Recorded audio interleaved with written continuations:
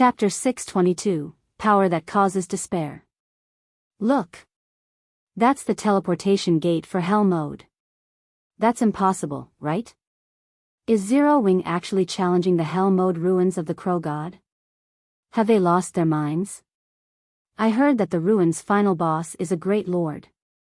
It's many times stronger than a high lord-ranked boss. There's no way any of these guilds can beat something so strong. Could Zero Wing's team leader have chosen the wrong difficulty? When everyone outside the ruins of the Crow God saw the pair of pitch-black teleportation gates and the flickering skull behind it, their eyes nearly popped out of their sockets. The final boss of hard mode already made them feel powerless. None of them even humored the thought of raiding Hell Mode. Shortly after Shifeng and the others entered the dungeon, the news quickly spread throughout White River City.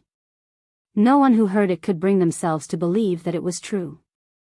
Meanwhile, if one had to point out who was most shocked by the news, then it would be White River City's various large guilds. Now that White River City's long period of development had come to an end, the city contained well over 100 guilds. Meanwhile, as White River City's overlord, Zero Wing constantly received attention from many of these guilds. They actually dare challenge Hell Mode even though they still haven't cleared Hard Mode. I never thought that Black Flame would be so foolhardy. When Feng Xianyang received the latest news regarding Zero Wing, he could not contain his mocking smile. Underworld's information network covered over a dozen kingdoms and multiple empires. As part of Underworld's middle management, Feng Xianyang knew exactly what the Hell Mode of a 50-man team dungeon represented. Despair. Of all these kingdoms and empires, there were several top-tier large guilds that had already conquered the hard mode of a 50-man team dungeon. Yet, out of all of these guilds, not a single one had managed to defeat the first boss of Hell Mode. They had not even managed to drop the boss's HP below 90%. No matter which MT they tried, everyone died from a single hit. It was useless, regardless of how many healers the team had. In the end, these top-tier large guilds had no choice but to give up on raiding the Hell Mode of their respective 50-man team dungeons and had to shift their focus to 100-man team dungeons instead. Previously, Zero Wing had only reached the third phase of the Bluefire Crow King, yet, now, they were actually trying to challenge Hell Mode. Even with 3 or 4 Shifengs, they still had no chance. Meanwhile, inside the ruins of the Crow God. Regarding the environment, there were not many differences between the Hell Mode and Hard Mode ruins of the Crow God. Collapsed shrines and towering statues littered the ruins. At this moment, however, Fire Dance and the others were extraordinarily tensed. Every one of them wore somber expressions. Haven't you guys fought up to the final boss of this place already? Why are you all so nervous? Shifeng could not help but laugh as he looked at his teammates. He was the only one who had not drawn his weapons, ready to fight at a moment's notice. Team dungeons were different from 6-man party dungeons. Team dungeons only refreshed once every 3 days. It did not make a difference if one cleared normal, hard, or Hell Mode. Moreover, in team dungeons, bosses and monsters would not respawn even if the team decided to change difficulties midway. Teams would not be able to kill bosses that they had already defeated. Depending on which boss a team fought up to, they would simply continue from the same boss after switching difficulties. Only, the strength of the remaining monsters and bosses would change according to the new difficulty. There was a difference between the team dungeons in God's domain and those in other virtual reality games. Unlike other virtual reality games, the difficulty setting of team dungeons could only be increased, not decreased. In other words, if a team raided hard mode and defeated the first boss, but failed to defeat the second boss, they were not allowed to lower the difficulty to normal mode to continue raiding the dungeon from there. If they wished to change the difficulty of the dungeon, they could only raise it to Hell Mode. Previously, Fire Dance and the others had fought up to the final boss. Now that they had selected Hell Mode difficulty, the path to the final boss was quite safe. Everyone felt a little embarrassed when they heard Shifeng's questions. They had an instinctive fear of Hell Mode. Alright, let's take a look at the Bluefire Crow King, Shifeng said, laughing. Fire Dance then led the way towards the final boss's nest. Meanwhile, as Shifeng followed, he called up the system interface. He was currently level 34 and was already far above the maximum level limit, level 30, to obtain the dungeon's first clear. He needed to reduce his level. Moreover, the Hell Mode Bluefire Crow King was not a trivial opponent. Even if he had 4 additional levels of attributes, it would not make a huge difference. Converting those levels and attributes into combat power would be far more beneficial. Shifeng selected his skill window and clicked on Flame Burst. He leveled up the skill without hesitation. At level 9, Flame Burst was already an impressively domineering skill. After the Flame Burst icon flashed a few times, the skill upgraded to Tier 1, level 5. The skill stats increased significantly as well. Flame Burst. Tier 1, level 5, requires 480 million EXP to upgrade to Tier 1 level 6 skill. Channeling time, 1 second. Gathers the power of flames to a single point and causes 900% damage to the target. Attack count, 15 times. Cooldown, 3 minutes. Originally, the level 9 Flame Burst had an attack count of 12, and every attack dealt 750% of Shifeng's damage. Now, not only did the attack count increase by 3, but the damage each hit dealt also increased significantly. The Tier 1, level 5 Flame Burst's damage far surpassed the level 9 Flame Burst.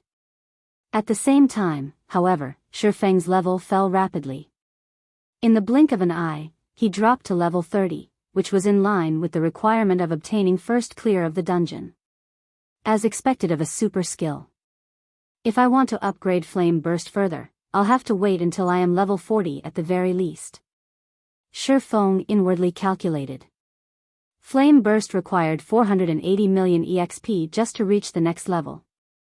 With Shifeng's current level, if he upgraded Flame Burst to Tier 1, level 6, he would most likely drop to level 25. Any other player would most likely lose many more levels. Shifeng's saving grace was his class's high EXP requirement. However, upgrading Flame Burst to Tier 1, level 5 at the cost of 4 levels was still a worthwhile exchange. With this skill alone, Shifeng was confident of heavily injuring even a full HP Lord. In the future, he would have a much easier time killing Lord-ranked monsters. Half an hour later, Shifeng and the others arrived before the Crow God's shrine, the Bluefire Crow King's nest. It's huge. Blackie gaped as he gazed at the Bluefire Crow King in the distance. In hard mode, the Bluefire Crow King was roughly 30 meters tall. That was already an intimidating size. Now, however, the Bluefire Crow King before them stood over 50 meters high. The hard mode Bluefire Crow King was a child compared to the hell mode Bluefire Crow King. Bluefire Crow King, Great Lord. Level 30. HP 27,000,000/27,000,000. How are we supposed to fight that? Its HP alone is already more than double that of the High Lord-ranked Bluefire Crow King. Kola gulped, his prior enthusiasm dissipating. Although they were now capable of activating the power of darkness and increasing their basic attributes by 30% for 10 minutes, the Bluefire Crow King's attributes had increased by more than 30%.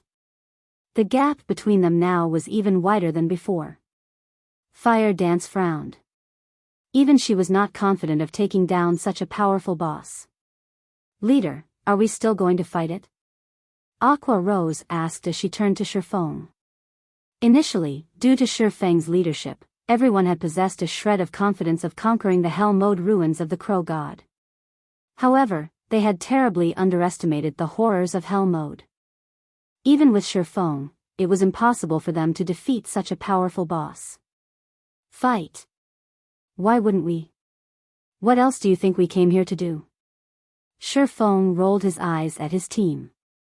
This was not the first time Shifeng had experienced the horrors of hell mode. Even if Shifeng went all out, he would require a long time to finish off the Crow King's 27 million HP. Not to mention, the Crow King would also recover 1% of its HP every 5 seconds. The Great Lord's battle recovery alone made for a frightening weapon. This was why an individual's power was extremely limited inside a team dungeon. Even though Shifeng was capable of withstanding the Crow King's attacks for a short period, he and his team could not deplete that much HP within such a short time. Of course, since he dared to come here, he naturally had a certain degree of confidence of emerging victorious. Otherwise, he would not have chosen to challenge Hell Mode. Time to put you to good use. Shifeng opened his bag and smiled at the Bible of Darkness. Chapter 623, Tier 2 Strengthening. Looking at Shifeng, who was brimming with confidence, everyone's heavy hearts grew lighter. Although the great Lord-ranked Bluefire Crow King was powerful, they still had a fighting chance against it. After all, dungeons were meant to be raided by players. They just had not figured out a proper raiding strategy yet. In the next moment, Shifeng retrieved the Bible of Darkness from his bag and began to chant the incantation recorded within. Emerge, Demon Gate. With Shifeng's light shout, the dark mist in the sky congregated to form a pair of dark gray gates. However, unlike the demon gate Charlene had summoned, Shifeng's was far weaker. Not only was the size of the demon gate much smaller, but the aura it radiated was also ordinary. It lacked the ability to instill fear in others. Although the demon gate he summoned was significantly smaller, Shifeng did not particularly mind it. However, to Fire Dance and the others, who were seeing these gates for the first time, their expressions grew serious as their gazes locked onto the demon gate. As the demon gates slowly opened, everyone felt a sense of panic. A moment later, a purple demon, double the height of an average player, stepped out from the demon gate. When this purple evil spirit swept its eyes across the crowd before it, Fire Dance and the others instinctively raised their weapons, expecting a fight. There is no need to worry. This is a demon that I've summoned. Shifeng waved his hand, signaling for the others to calm down. It seems that my luck is quite good this time. It is actually a Heart Devourer, a Tier 2 evil spirit. Heart Devourer, evil spirit. Level 35. HP 1, 200,000/1, 200,000. A Tier 2 evil spirit was the equivalent of a Lord-ranked monster. Although it did not possess as much HP as a Lord of the same level, in terms of skills and intelligence, it was superior. It would be a massive help in a team dungeon. Although players could bring their personal guards to a dungeon, Kite's current level was too high. Moreover, in the off chance that Kite died, it would be extremely troublesome to revive him. Most importantly, personal guards took up dungeon slot. Hence, it was not worthwhile to bring a personal guard. However, Shifeng would not have to worry about such matters if he summoned a demon. Moreover, every demon possessed many skills and was proficient in a specific field. Take the Heart Devourer for example. It was proficient as support. Not only was it capable of weakening its enemies, but it was also capable of enhancing its allies' strength, which was why Shifeng was satisfied with his luck. A Tier 2 demon. Aqua Rose stared at the Heart Devourer in shock. There were plenty of summoning skills in God's domain. For example, the Summoner was a class that specialized in summoning creatures. However, even a Tier 1 Summoner would find it very difficult to summon a Tier 1 creature. The majority of the current Summoner players could only summon Tier 0 creatures to fight for them. If Tier 1 Summoners already found it difficult to summon Tier 1 creatures, there was no need to mention Tier 2 creatures. That was practically a Lord-ranked monster. The summoned creature would be able to move unhindered among the current players of God's domain. It could even display unimaginable strength in current dungeons. Alright, everyone get into positions. Maintain a distance of 10 yards between each other. Fight the Bluefire Crow King as you would the hard mode boss. Shifeng immediately began to issue commands, not wanting to waste any more time. In the past, Shifeng had raided the hell mode ruins of the Crow God so often that he found it tiresome. Only, at that time, he had conquered the dungeon by relying on level suppression. Every one of his team members had been above level 40. The equipment they wore had also been secret silver rank or higher. There were not many differences between the Hell mode and Hard mode ruins of the Crow God. Only, the basic attributes and skills of the monsters had been greatly enhanced. The dungeon's bosses had not received any additional skills, and no new traps had been added into the dungeon. The ruins of the Crow God could be considered to be a large-scale team dungeon of intermediate difficulty. Heart Devourer, support spells. Shifeng commanded the demon once everyone was in position. Nodding, the Heart Devourer began drawing line after line of runes in the air with its sharp claws. Tier 2 spell, Iron Wall Reinforcement. Tier 2 spell, Blood Radiance. Tier 2 spell, Magic Power Increase. Tier 2 spell, Mad Cow's Power. The Heart Devourer's Tier 2 spell significantly increased the strength of the entire team. It was especially true for Cola's defense and HP. Not only had his defense doubled, but his HP also increased by 60%. Cola's HP was now over 16,000. As for Yi Wumian, the second-ranking MT on the team, his HP was also close to reaching 15,000. Due to the significant increase in defense, HP, and strength, it was no longer possible for the Great Lord-ranked Bluefire Crow King to kill them with a single hit. Damn, having Tier 2 support spells is just too awesome. Blackie grew excited as he discovered that the magic damage he dealt and healing effects he received had increased by 20%. With this, the team's damage and healing rose to a whole new level. Everyone finally understood why Shifeng wanted to challenge Hell mode. With the assistance of these Tier 2 spells, it would be child's play to fight the hard mode Bluefire Crow King. Attack! Shifeng shouted as he unsheathed the abyssal blade. Cola and Yi Wumian immediately took the lead and charged towards the Great Lord. When there was still a distance of 150 yards between the two MTs and the Bluefire Crow King, the Great Lord noticed Cola and Yi Wumian. Caw! The Crow King's cry echoed throughout the shrine. It flapped its wings, sending black feathers, which were as large as the players themselves, flying at the two MTs. The densely packed feathers descended on the two MTs like raindrops, giving them no opportunity to dodge the attacks. Immediately, Cola and Yi Wumian both raised their shields to defend against the attacks. These feathers deal a lot of damage. Cola stated, aghast. In hard mode, the Crow King's feather attack only dealt around -200 to -300 damage per feather.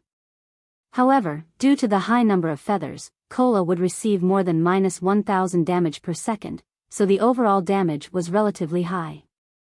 However, the Great Lord-ranked Bluefire Crow King's feathers each dealt nearly -400 damage, and this was after his defense had doubled. If he did not have the assistance of the Heart Devourer's Tier 2 spells, he would most likely have received around -800 damage from each feather. When Cola and Yi Wumian were still 50 yards from the Bluefire Crow King, the Great Lord halted its feather attack. It then condensed a ball of blue fire in its mouth, launching it at the Guardian Knight Cola and the Shield Warrior Yi Wumian. Cola and Yi Wumian had long since familiarized themselves with dodging these flames. Immediately, they both threw themselves to the ground, dodging the blue flames and taking the opportunity to charge at the Great Lord. Shield Bash. -1042. Violent Strike. -895. Cola and Yi Wumian sucked in a mouthful of cold air. Crap. Why is its defense so strong? Cola's eyes widened in shock when he saw the damage he had caused. After being strengthened by Mad Cow's power, his strength increased by 15%. His damage should have significantly increased as well.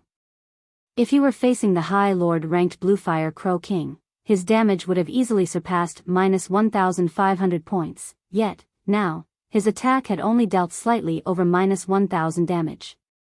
While Cola was still in a daze, the Bluefire Crow King flapped its wings and slapped them at Cola. Reacting quickly, Cola raised his shield to protect himself. Boom! The impact drove Cola knee-deep into the ground. A damage of over -4000 appeared above his head. Why is the Great Lord-ranked Crow King so powerful?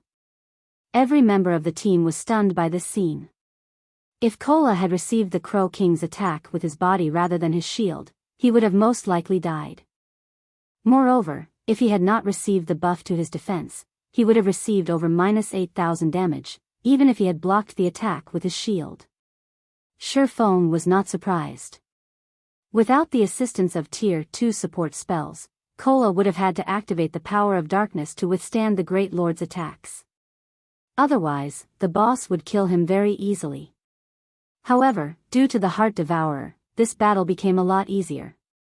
Your turn. Shifeng commanded the Heart Devourer once more.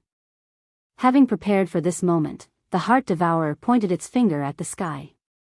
Suddenly, a 7-star magic array appeared on the Bluefire Crow King's body. Tier 2 spell, Judgment of the 7 Stars. Immediately, the Bluefire Crow King released a pained cry. Chapter 624, Difference in Strength. The 7-star magic array suppressed the Bluefire Crow King. The Crow King struggled as if it were trapped inside a swamp, its mobility declining sharply. As a result, the Crow King's massive wings, which originally descended towards Kola, slowed significantly as well. Such a powerful spell. Kola took the opportunity to roll out of the way, easily dodging the Great Lord's wing attack. As the team's lead MT, if Kola could dodge the boss's attacks, it would reduce the burden on the team's healers. Moreover, the healers would not have to run the risk of attracting the boss's attention due to healing too much. Good. Everyone, attack. Shifeng nodded as he ordered the team's damage dealers to begin their assault. The Tier 2 spell, Judgment of the 7 Stars, was not an attack-type spell. Instead, it placed a powerful binding on a single target. The spell's effects would even affect a Great Lord. With the Heart Devourer's Judgment of the 7 Stars, both the melee and ranged damage dealers could attack the boss safely. This was particularly helpful to Fire Dance and Flying Shadow as the high damage they dealt drew the Crow King's aggro. With the boss's restricted movements, they could dodge its attacks easily, not having to worry about pulling aggro at all. This was just like the time Blue Frost's team had used the Demon's Sealing Barrier on the Great Lord Noya. However, even though the Demon's Sealing Barrier's restraining effects were far more powerful than the Judgment of the 7 Stars, players could not maintain the barrier for too long due to a lack of mana. On the other hand, there was no need to worry about such problems when it came to the Judgment of the 7 Stars. The Heart Devourer was a Tier 2 evil spirit. It possessed an abundance of mana, more than a dozen times that of a player of the same level. Hence, the evil spirit could maintain the Tier 2 spell for a very long time, long enough to last until the end of the battle. Moreover, the team would not have to sacrifice any combat power by using the Judgment of the 7 Stars. They were not required to partition a portion of the team to maintain the magic array. Hence, the overall effect of the Judgment of the 7 Stars was much stronger than the Demon's Sealing Barrier. The Bible of Darkness really is impressive. It is no wonder why Fantasy Extinguisher had been able to lead his team into large-scale team dungeons, one after another, in the past. Shifeng was extremely satisfied with the Bible of Darkness. Ordinary fragmented legendary items could not compare it at all. Following which, Shifeng joined in the attack on the boss as well. No matter what was said or done, the Bluefire Crow King was a great lord. Although various spells buffed their team, everyone's total damage was still considerably low. Currently, the team's number 1 DPS was Fire Dance. Each of the female assassins' normal attacks dealt roughly -900 damage. She could inflict over -2000 damage if she used her skills. Even when she used Absolute Strike, the most powerful burst skill available to a Tier 1 assassin, she only managed to deal around -5000 damage to the Great Lord. As for everyone else, the majority of their normal attacks only dealt around -600 to -700 damage. They were only able to deal more than -1000 damage if they used skills, and very few among them could deal more than -2000 damage. To the Bluefire Crow King, which had 27 million HP, that damage was practically negligible. Thanks to its battle recovery, the Bluefire Crow King could recover up to 270,000 HP every 5 seconds. It was the equivalent of recovering 54,000 HP every second. The Crow King's battle recovery alone negated most of the damage everyone dealt. Moreover, this was a battle inside a dungeon, not a shooting range where one could stand still and attack freely. Everyone had to focus attention on dodging the Crow King's attacks, so it was impossible for them to attack constantly. In other words, if their damage output was insufficient, it was impossible for them to kill the Bluefire Crow King. Rather, the Great Lord would exhaust them to death first. Shifeng then activated Windwalk and circled to the Crow King's side. After activating the Aura of Fire, Purgatory Power, Phantom Kill, and 9 Dragons Slash, Shifeng began his assault on the Great Lord. As the Crow King's mobility was restricted, it could not avoid Shifeng's attacks. Every one of Shifeng's normal attack dealt over -1,500 damage or -3,000 damage with a critical hit. Due to the Abyssal Blade, he had a 50% chance of achieving a critical hit. The Abyssal Blade also increased the damage he dealt with each successful hit. After landing his 10th attack, his subsequent normal attacks began dealing over -1,800 damage, over -3,600 damage if it were a critical. As for his doppelganger, although it only possessed 70% of Shifeng's attributes, it had activated Blade Liberation, increasing its strength and agility by 90%. The damage the doppelganger currently dealt was actually higher than Shifeng's. Each of its normal attacks dealt over -2,400 damage, while its critical hits deal nearly -5,000 damage. The doppelganger's attack speed was also slightly faster than Shifeng. Shifeng's normal attack damage was already several times higher than Fire Dance's, not to mention his skills. Double Chop.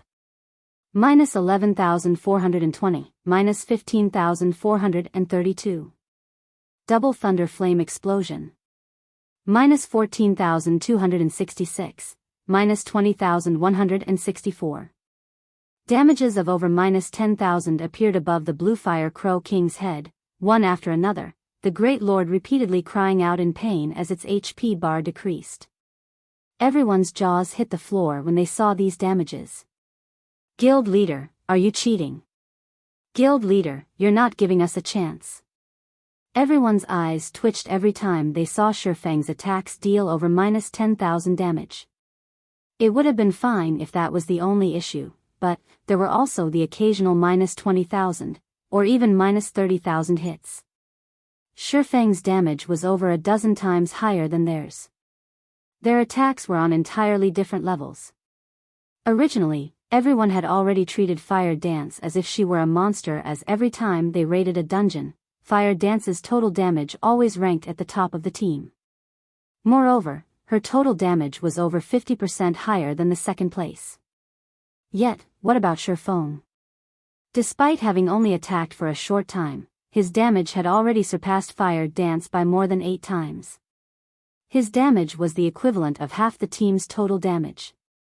None of them understood how Shifeng had achieved such a feat. Guild Leader, can't you give us some tips on how to increase our damage? Blackie felt as if this were the first time he had ever met Shifeng. Shifeng's damage simply defied common sense. Suddenly, Shifeng was the center of attention. It's simple. Increase your skill completion rates, Shifeng said. He could not help but laugh at everyone's serious expressions. His skill completion rate hovered around 95%, so he could increase his skill's effects by an additional 50% or so. In addition to the various powerful items he wore, his damage would naturally be greatly superior to the members of Zero Wing's main force. Guild Leader, how high is your skill completion rate? Aqua Rose asked curiously. She knew full well that Shifeng's skill completion rate was very high. However, her skill completion rate was not low, either. After a period of arduous training, she had managed to maintain it between 83% to 85%.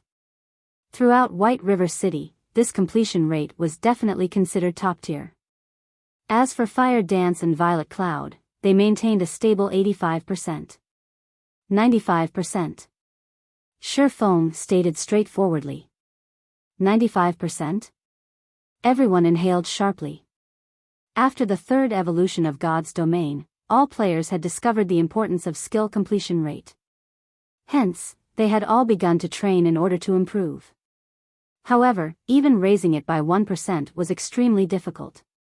It was especially true after reaching the 80% threshold. Yet, Shifeng had actually reached 95%, which was 10% higher than Fire Dance, the most powerful player in Zero Wing's main force. They all understood that at 85% completion rate, one would display 100% of a skill's effect. Meanwhile, every increment of 1% afterward would increase the effect significantly. It was simply inconceivable how high the skill's effect would be at 95% completion rate. Originally, none of them had any idea of Shifeng's strength. Now, however, they fully understood just how powerful their guild leader was. 95%? Fire Dance was similarly shocked. Looking at Shifeng, she inwardly swore, I will reach 95% as well. Is this the guild leader's strength? Shadow Sword's eyes glowed. This was the first time he felt that his decision to join Zero Wing had been the right one. In truth, Shadow Sword wasn't the only one who had such thoughts. Every team member was suddenly enthusiastic, thinking the same thing. For a time, everyone's reverence and admiration towards Shifeng rose to a whole new level. They all dreamed of the day when they would reach Shifeng's standard. Time quickly passed. Due to Shifeng's stimulation, everyone became even more serious about experimenting to increase their skill completion rates. The Bluefire Crow King's HP continuously decreased. 98%. 96%. 90%. In just a few short minutes, the Crow King's HP dropped to 70%. Releasing an angry cry, the Bluefire Crow King soared into the air. Everyone, take caution. The boss has entered its third phase. Shifeng warned. Chapter 625, Team's First Clear. After the judgment of the 7 stars suppressed the Bluefire Crow King, the blue flames it spewed posed no threat to anyone.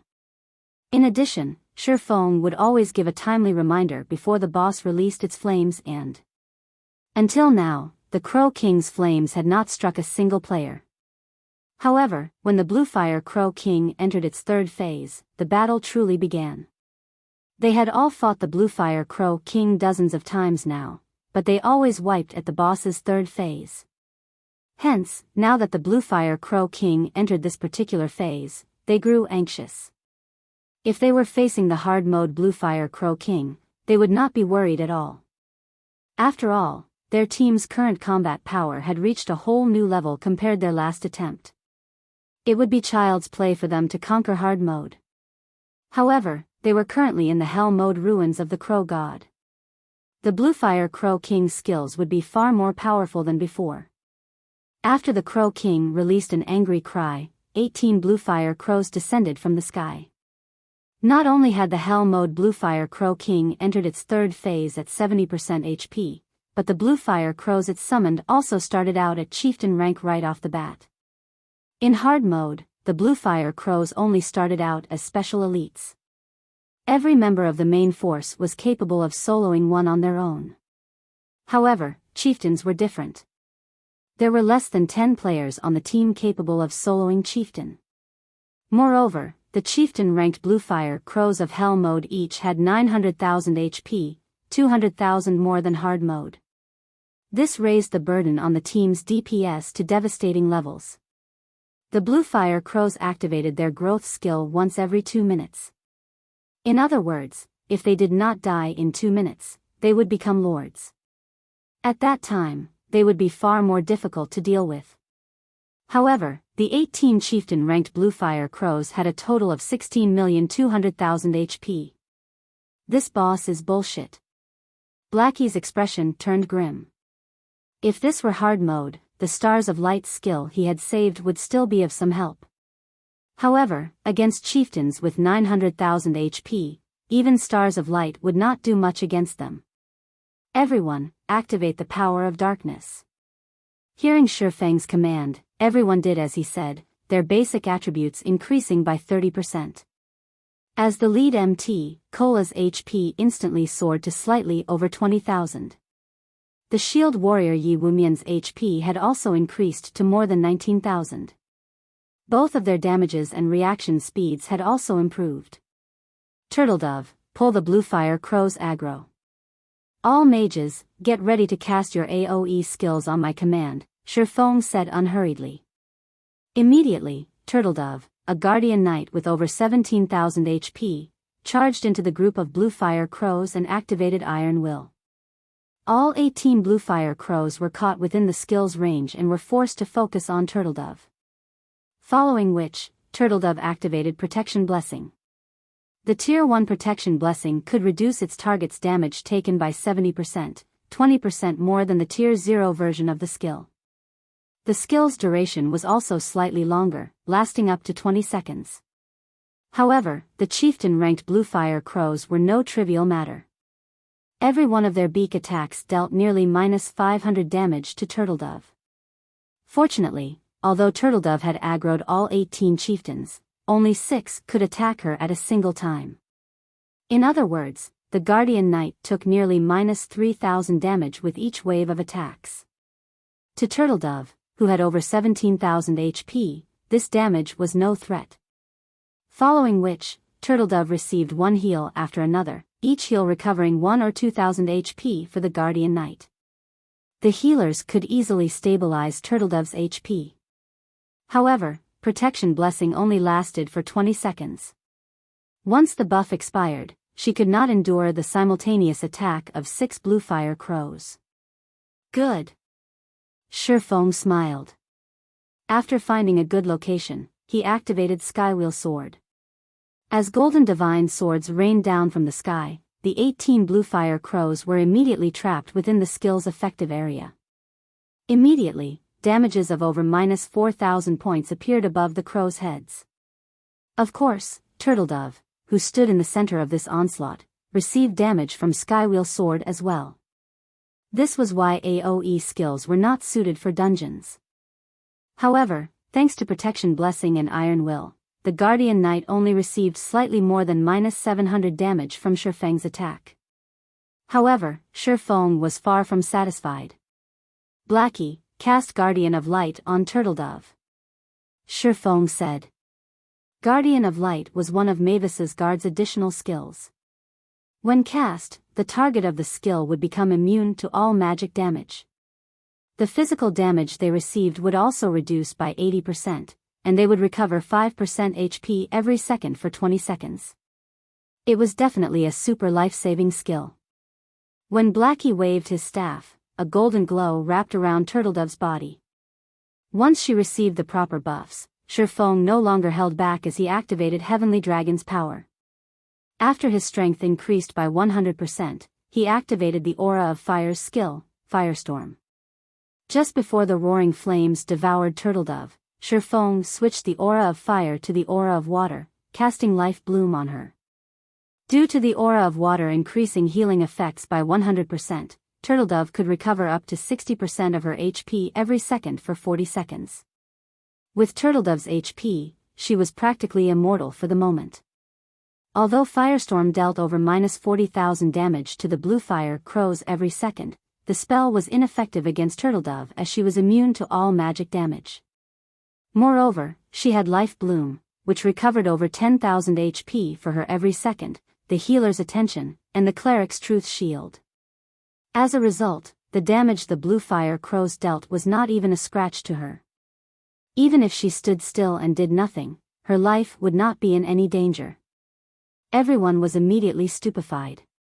Watching the female Guardian Knight Turtledove fight the many Bluefire Crows amidst the raging inferno, it seemed as if these destructive flames were no different than a breeze, safe and harmless. The more Turtledove fought, the more valiant she became. At this moment, she seemed like a goddess of war and fire, demanding reverence. Everyone, use your AoE skills. Shifeng commanded.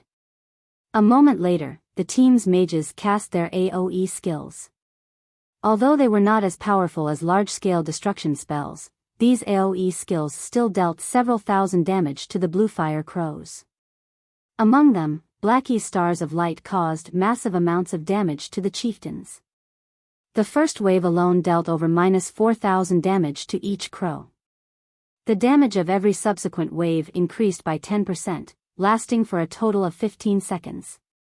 Shi Feng also looked for opportunities to use Dragon Breath, Thundering Flame, Flame God's Fury, Earth Splitter, Thunder Flame Explosion, and other AoE skills. 15 seconds later, the Bluefire crows were in a half-crippled state, possessing less than 5% of their total HPs. A few unlucky Bluefire crows that had received one too many critical hits had even died during these past 15 seconds. Of the 18 Bluefire crows that had been summoned, only 11 remained.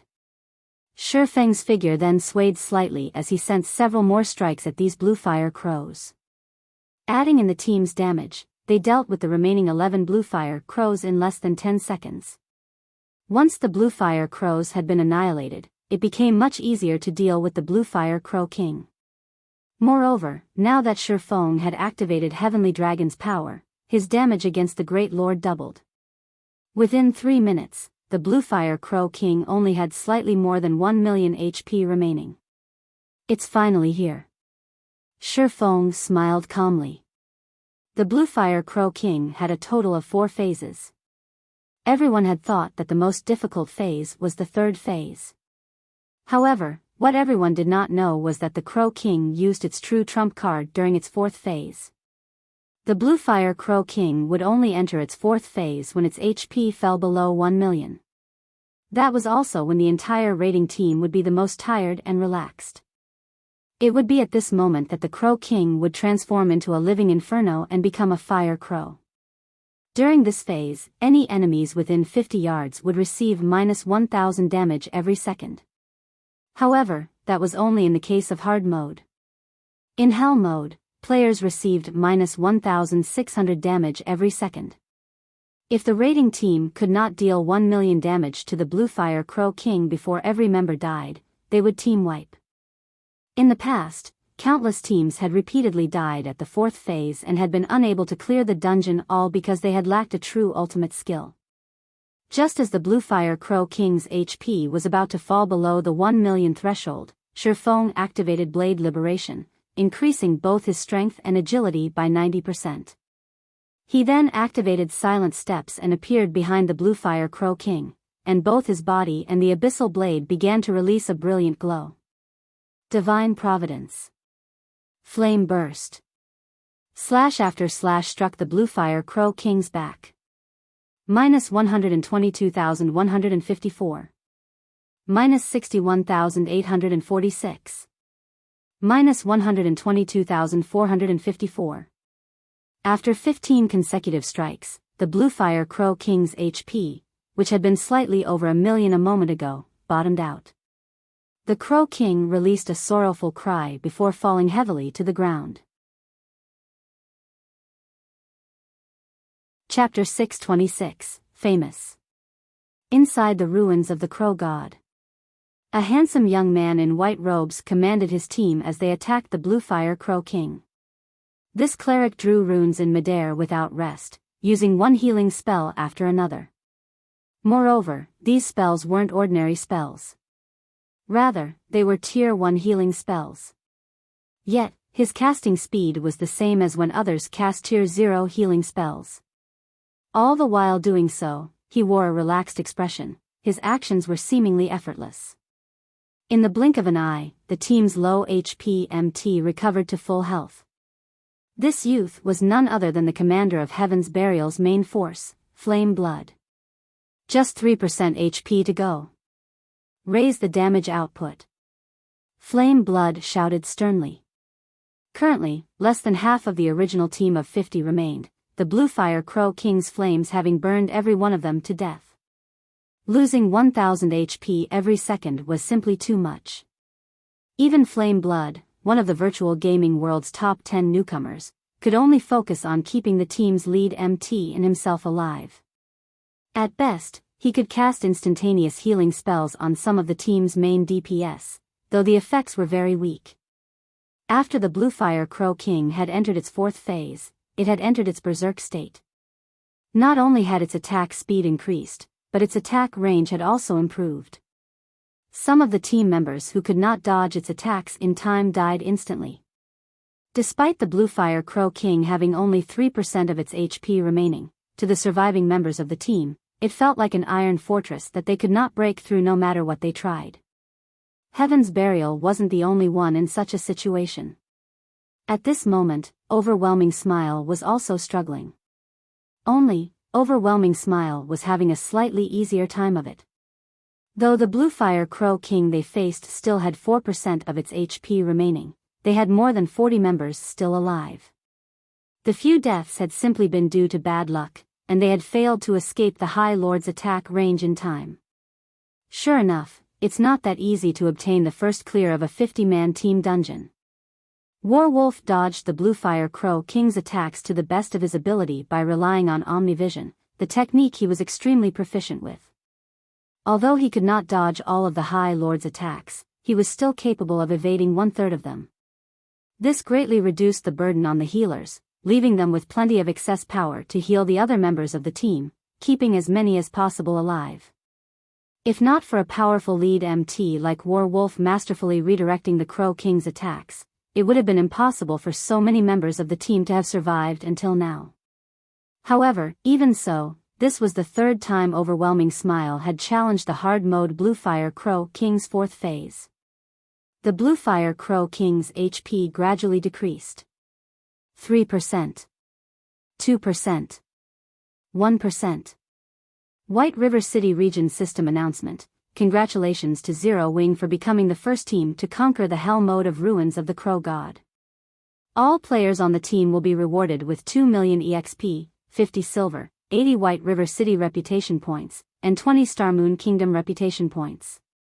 Star Moon Kingdom Region System Announcement. Congratulations to Zero Wing for becoming the first team to conquer the Hell Mode of Ruins of the Crow God. All players on the team will be rewarded with 3 million EXP, 3 Tier 2 gemstones of random attributes, 100 White River City reputation points, and 50 Star Moon Kingdom reputation points. God's Domain Southern Continent System Announcement. Congratulations to Zero Wing for becoming the first team to conquer the Hell Mode of Ruins of the Crow God. All players on the team will be rewarded with 5 million EXP, 1 Tier 3 gemstone of random attributes, 80 Star Moon Kingdom reputation points, and 5 Humanity reputation points. The system announcement echoed in everyone's ears 3 times. How is this possible? Both Overwhelming Smiles and Heaven's Burial's teams were shocked speechless. The hard mode ruins of the Crow God had already caused them brutal headaches, yet, just as they were a thread away from success, Zero Wing snatched the lead and cleared the Hell Mode ruins of the Crow God. However, although they were shocked, none of them stopped what they were doing. Only, they were no longer as motivated as they attacked the Bluefire Crow King. A moment later, the High Lord-ranked Bluefire Crow King fell at Warwolf's feet. At that moment, the system announcement rang out once more. White River City Region System Announcement. Congratulations to Overwhelming Smile for becoming the first team to conquer the hard mode of Ruins of the Crow God.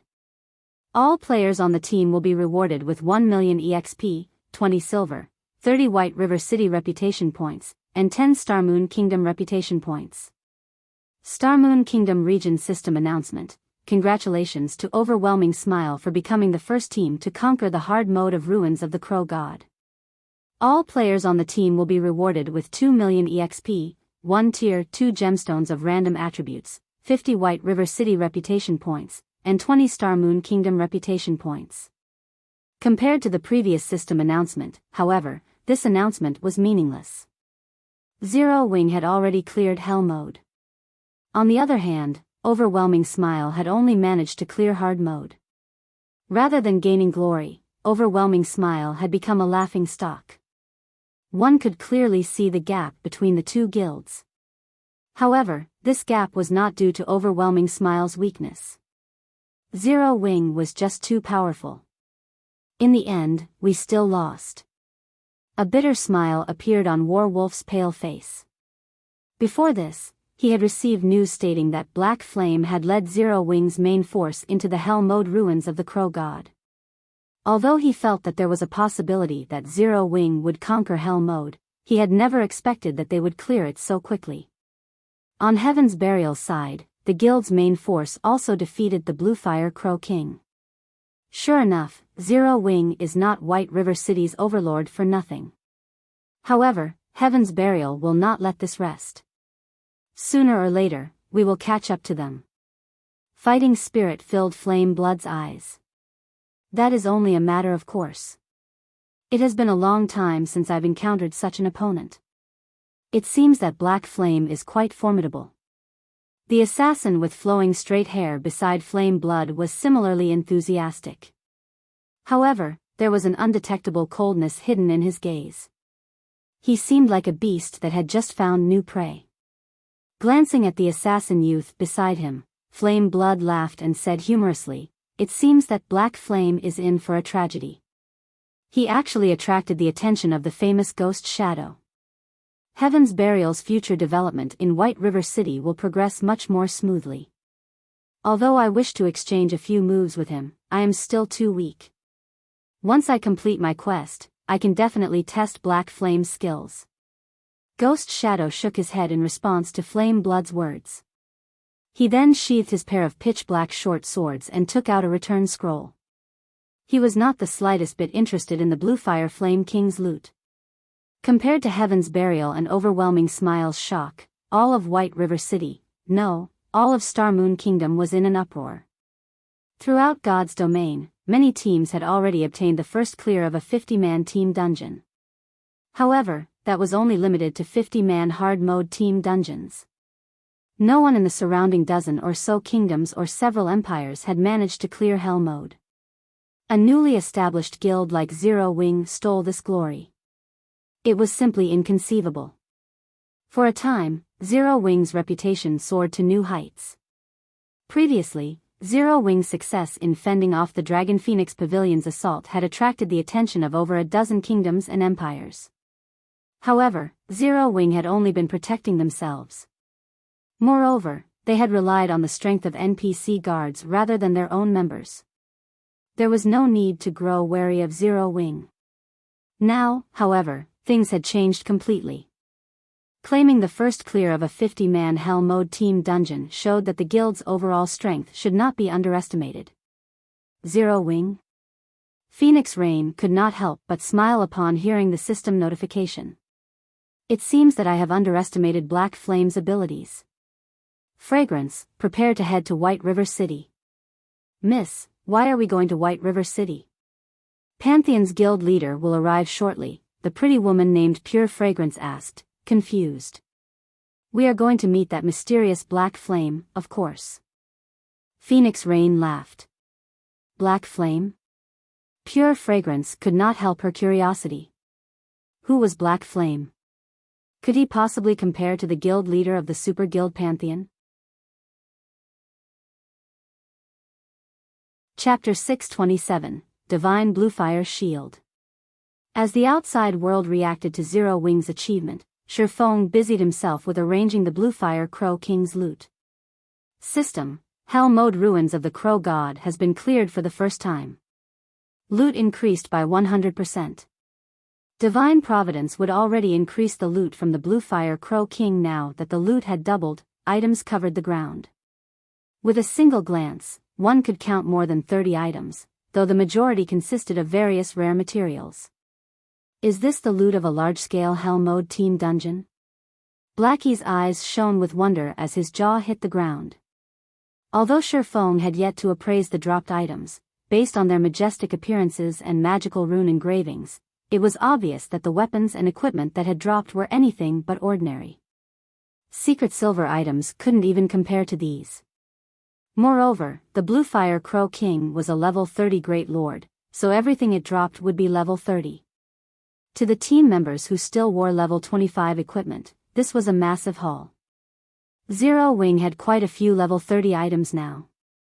After all, as the members of the guild's main force were mostly level 29 or level 30, they could raid level 30, 6-man party dungeons, 10-man team dungeons, and even 20-man team dungeons. Only, the quality and attributes of the equipment they obtained was not particularly good. Most were bronze or mysterious iron rank, and very little of their loot was secret silver rank or above. Every increase in 5 levels for equipment was the equivalent of a single increase in quality rank. If one could equip a piece of level 30 fine gold equipment, it would be the equivalent of equipping a piece of level 25 dark gold equipment. If they equipped a piece of level 30 dark gold equipment, that was the equivalent of wearing a level 25 item with attributes that were extremely close to epic rank. Currently, most of the top-tier weapons and equipment the various large guilds possessed was level 25 fine gold rank. Very few had any dark gold items. In addition, there were also level 30 secret silver rank and extremely few fine gold items. If Zero Wing had level 30 dark gold equipment, it would be considered the best equipment beneath epic equipment and tier 1 set equipment. Although combat techniques were important, a player's basic attributes were equally so. Meanwhile, not only had their team just defeated a level 30 Great Lord, but its drop rate had also increased by 100%. It was natural for the boss to drop a few level 30 dark gold equipment. After picking up all of the loot, Shifeng began appraising the weapons and equipment. Meanwhile, Aqua Rose began distributing the guild contribution points for successfully raiding the dungeon. All raid members would get priority to purchase the weapons and equipment from their dungeon raids with guild contribution points.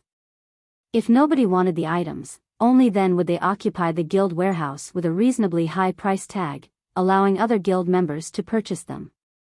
After successfully raiding a Great Lord ranked boss, everyone received a bounty of guild contribution points. However, no one paid attention to the points they had just earned. Instead, their attention was focused on Shifeng. Every one of them prepared to go for broke today. Within Zero Wing's main force, aside from players such as Fire Dance, Aqua Rose, Violet Cloud, Cola, Yi Wumian, Blackie, Minor Wind, and a few others, none of their items could compare to the dropped equipment from a large-scale Hell Mode team dungeon. This was because Shifeng had given Fire Dance and the others a complete Tier 1 set equipment, the best equipment available for Tier 1 classes that was only inferior to epic set equipment. Hence, until they became a Tier 2 class, they would not need to replace their equipment unless they procured a set of epic set equipment for themselves. A short moment later, Shifeng finished appraising the loot. A total of 33 items had dropped, and among them, 19 were materials such as magic crystals, 100 beast wood, which was required to construct stables, essence of mana, which was required to construct teleportation magic arrays, and several other super rare materials. Normally, one would not obtain these materials even if they defeated Great Lord ranked bosses. Now, however, they had actually gained 2 or 3 of each. The benefits of obtaining the first clear of Hell Mode are impressive, Shifeng stated.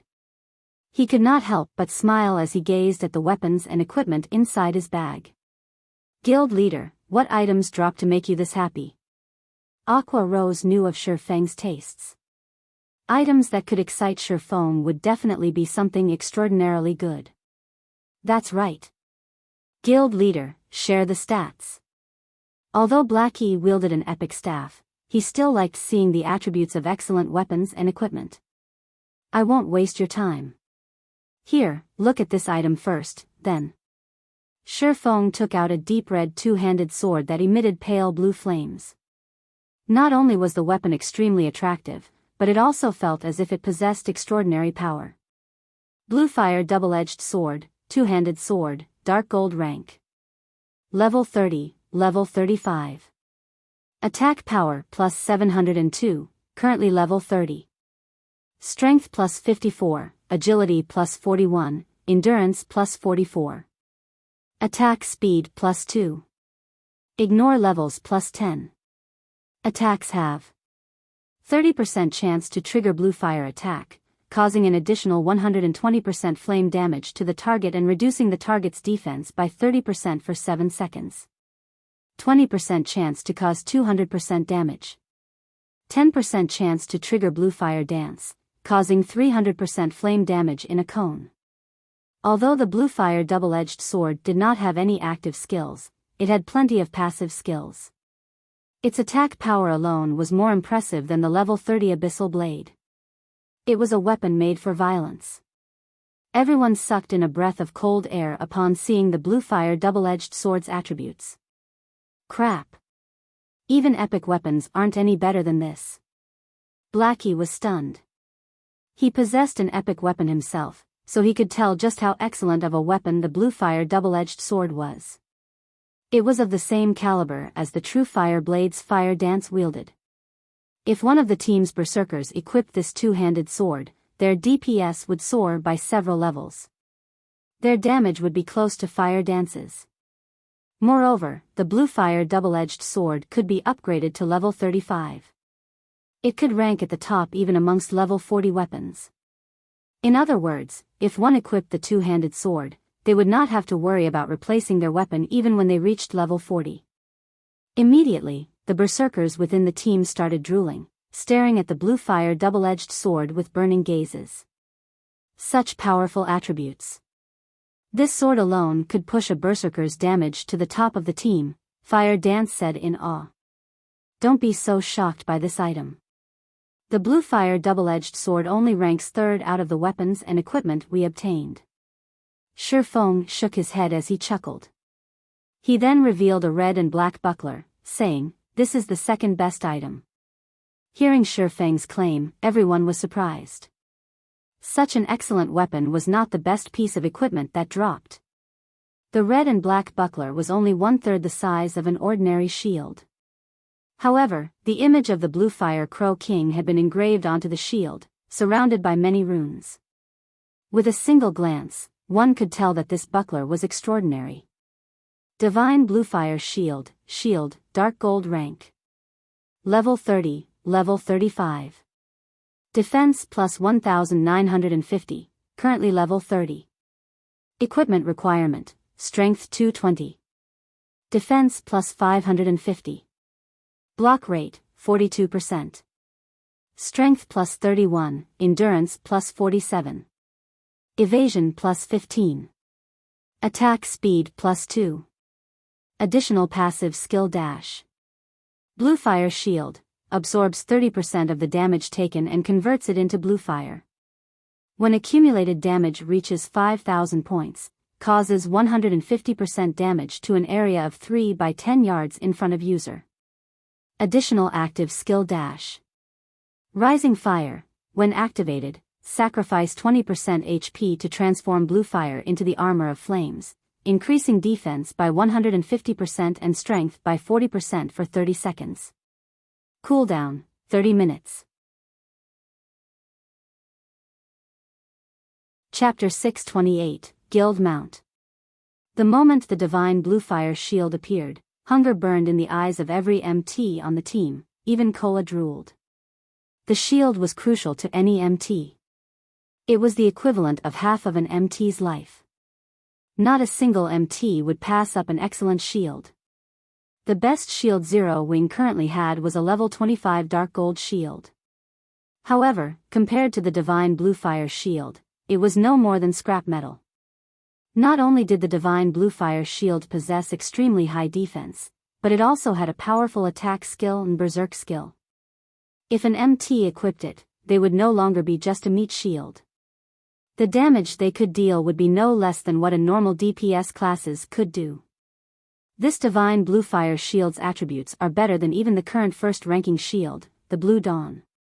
Aqua Rose was greatly shocked and she examined the red-black buckler. Most likely, this is the best shield currently available throughout God's domain. As the manager of a guild, Aqua Rose normally collected information on the various large guilds throughout God's domain. For example, she knew which guilds had been active recently, members of the main force of various large guilds, experts, and the latest powerful equipment. Blue Dawn was a level 30 Dark Gold shield. However, a super guild had obtained this shield through a quest, and it had made many other super guilds jealous. Many corporations had even offered an astronomical price of 1,000 gold for it. On the other hand, the Divine Bluefire Shield was a Dark Gold shield that would improve to level 35. Setting aside its basic attributes, just the passive skill Bluefire Shield and active skill Rising Fire were excellent skills. The Bluefire Shield was clearly more valuable than the Blue Dawn.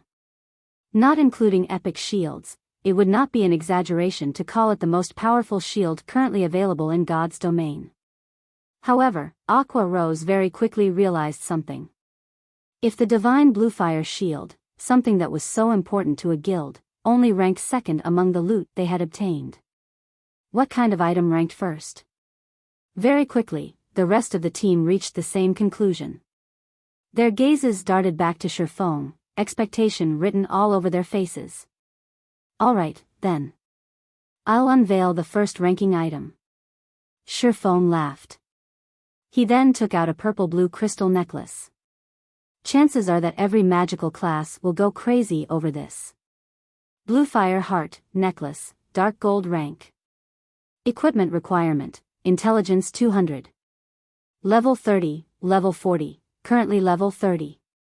Strength plus 10, Agility plus 10, Endurance plus 10, Intelligence plus 40, Vitality plus 35. Casting speed increased by 20%. Magic damage and healing effects increased by 20%. Passive skill dash. Mana Heart, maximum mana increased by 15% and mana recovery rate increased by 50%.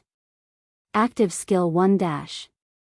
Bluefire Devour, burn 30% of your mana in exchange for the power of Bluefire, increasing all skill effects by 200% and mana consumption rate by 200% for 30 seconds. Cooldown, 30 minutes. Active skill 2 dash. Bluefire Summon, summons 3 elite ranked Bluefire crows to battle for you for 30 minutes. Cooldown, 5 hours. The Bluefire Heart's basic attributes were average at best. However, the necklace's skills increased its value tremendously. The skills almost made up for all of the weaknesses a magical class possessed and enhanced their firepower. Most importantly, the Bluefire Heart was a necklace. Ornament-type items were extremely rare in God's domain. The value of one was multiple times that of a weapon or other equipment of the same quality and level. In the case of the Bluefire Heart, even a Tier 3 class would continue to use it. Hence, it was significantly more valuable than the divine Bluefire shield. Since you have seen the items for yourselves, you can start bidding for them, Shifeng said, grinning at everyone's dumbfounded expressions. First up is the Bluefire double-edged sword. The starting price is 20,000 GCP. Currently, Zero Wings contribution points were worth roughly 30 copper per point. In other words, 20,000 contribution points was around 60 gold. However, this price didn't surprise any of them. For a weapon of the Bluefire double-edged sword's caliber, this was considerably cheap. If it were on the auction house, it would sell for at least 200 or 300 gold. 21,000. 24,000. 26,000. For a time, the berserkers and swordsmen began fervently outbidding each other. As the members of the guild's main force, they frequently raided dungeons, especially small-scale team dungeons. Furthermore, they were the guild's frontline when it came to pioneering team dungeons. They would exchange most of their unwanted equipment for guild contribution points. In addition, they also completed the various high-level guild quests. Hence, they had accumulated quite a lot of guild contribution points. In the end, however, the guild's current number 1 berserker, Rampant Blade, won the weapon for 40,000 contribution points. Kola won the second item, the Divine Bluefire Shield, for 90,000 contribution points. However, this was practically Kola's entire fortune. It would be some time before he could compete with others for equipment. Aqua Rose bought the third item, the Bluefire Heart, using 150,000 contribution points. As the guild's vice leader, Aqua Rose enjoyed certain benefits. In addition, she also frequently participated in dungeon raids and guild quests, so she had accumulated an extraordinarily high number of guild contribution points. Not even the commander of Zero Wing's main force, Fire Dance, could hold a candle to Aqua Rose. In Zero Wing, only Shifeng was a match for the woman. Everyone on the team envied these 3 players. These 3 pieces of equipment were definitely among the best currently available in God's domain. Equipping them would significantly boost their combat power. After all, no other guild in God's domain had managed to clear the hell mode of a 50-man team dungeon. Following which, various members of the team purchased other dark gold and fine gold equipment, increasing the overall strength of the entire team significantly. As for the other materials, he stored them in the guild warehouse. Everyone, head back to the city and get some rest. Our next goal is to challenge a 100-man team dungeon, Shifeng said slowly. Blackie, Fire Dance, Cola, Violet, and Aqua, stay behind. I'll need you guys to accompany me on a quest. Quest?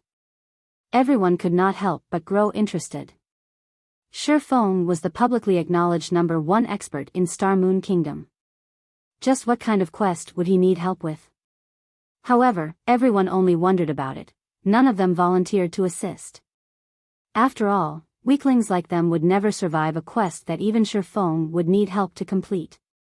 They needed a certain amount of strength before they could embark on such a quest. Otherwise, Shifeng would not have called the top-ranking experts of the guild to join him. After everyone else returned to the city, Blackie, who could no longer hold back his curiosity, asked, "Guild leader, what kind of quest are we doing? Why the need for such secrecy?" "Guild leader, is it an epic quest? I've been wanting to give an epic quest a try."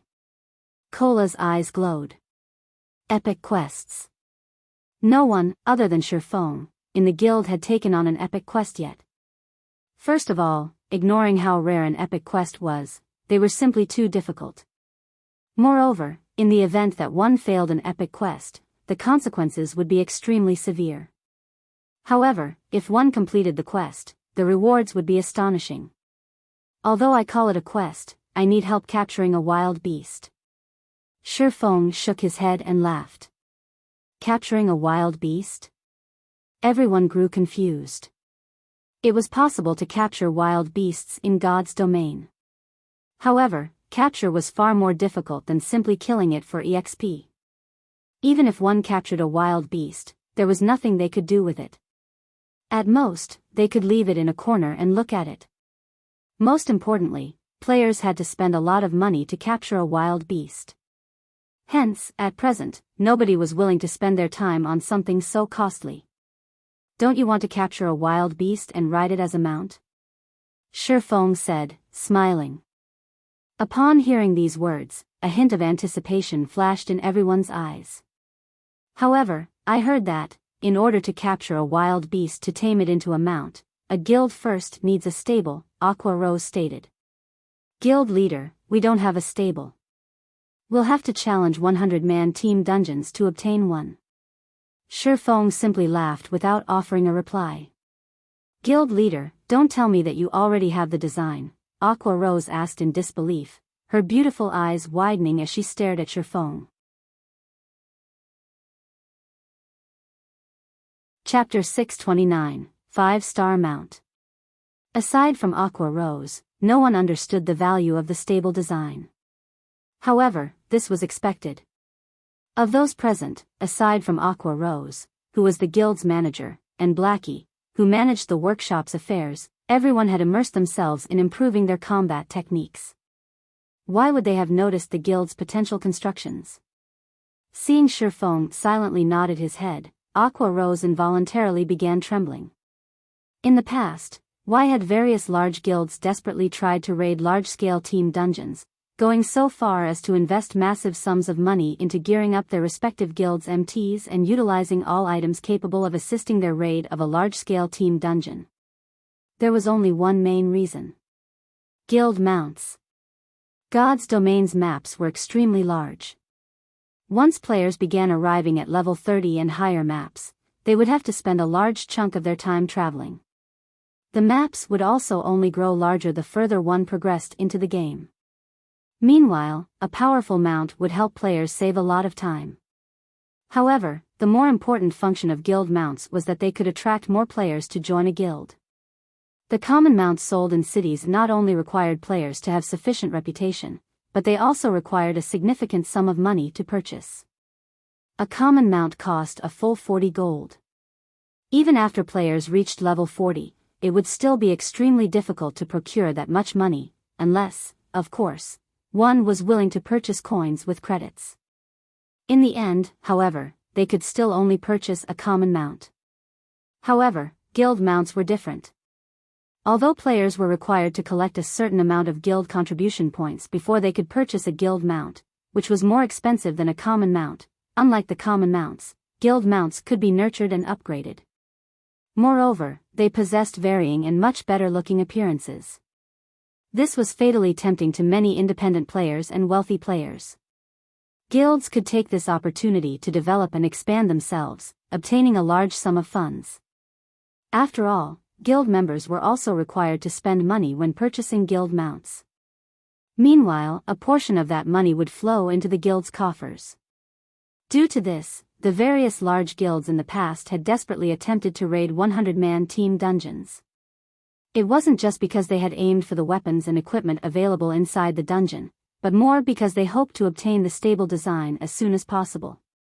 Aqua Rose had never imagined that Shifeng would actually obtain a stable design, one of the greatest money-earning tools of a guild, so quickly. It seems that my decision had really been the right one. I want to see just what father will have to say in the future. Aqua Rose's lips curled up slightly. She could not help but recall the reason why she had left Twilight Echo. I will make sure Zero Wing surpasses Twilight Echo. Originally, Aqua Rose had not believed that Zero Wing could surpass Twilight Echo.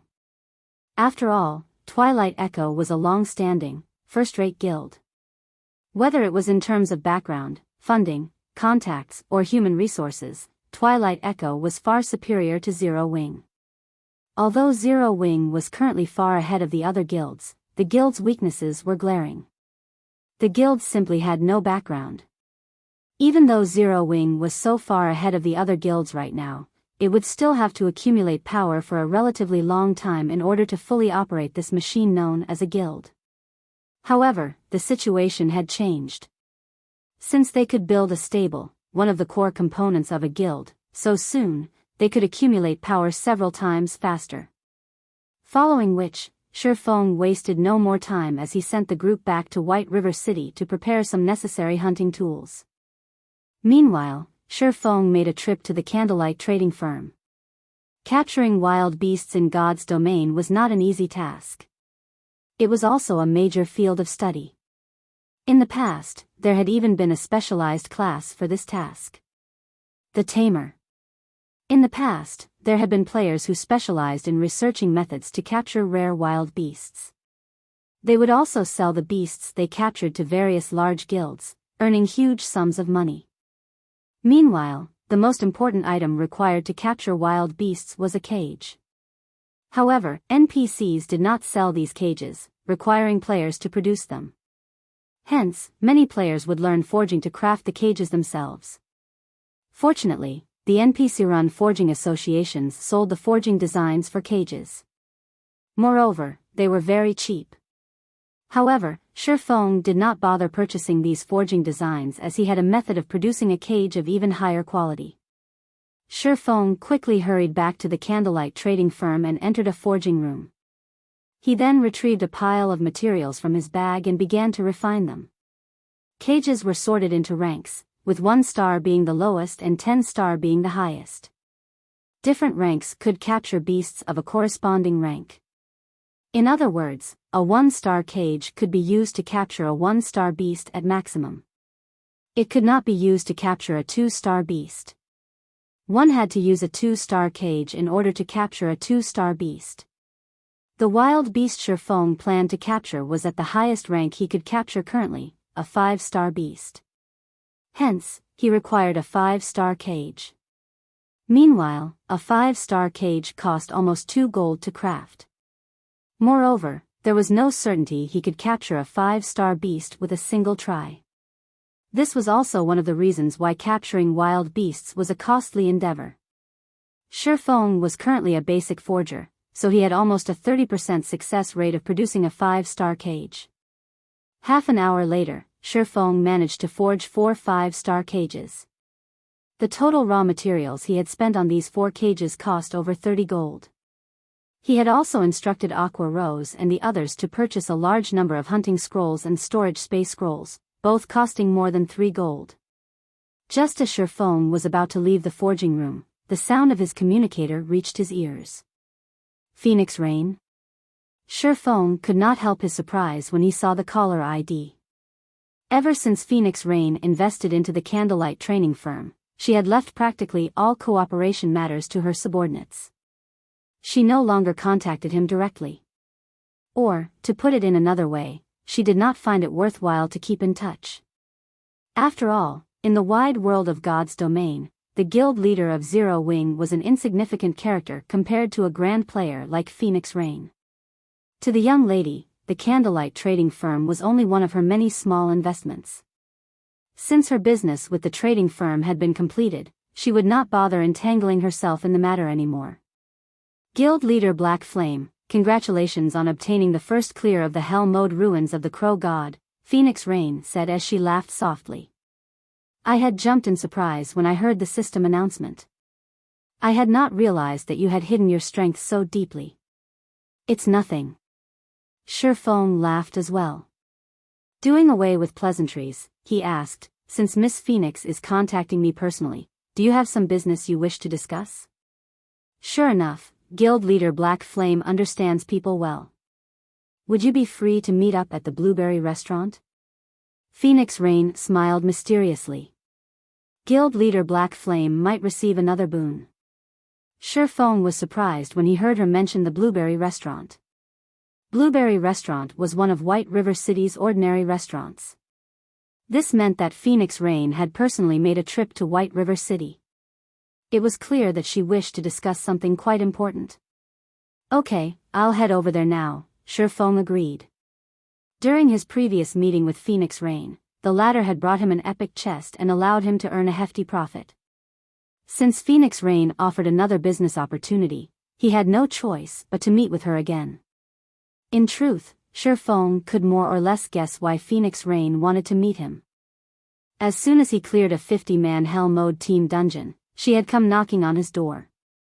This showed that it must be something related to the strength of the guild's team. She might very well be looking for Zero Wing to help her complete some sort of quest.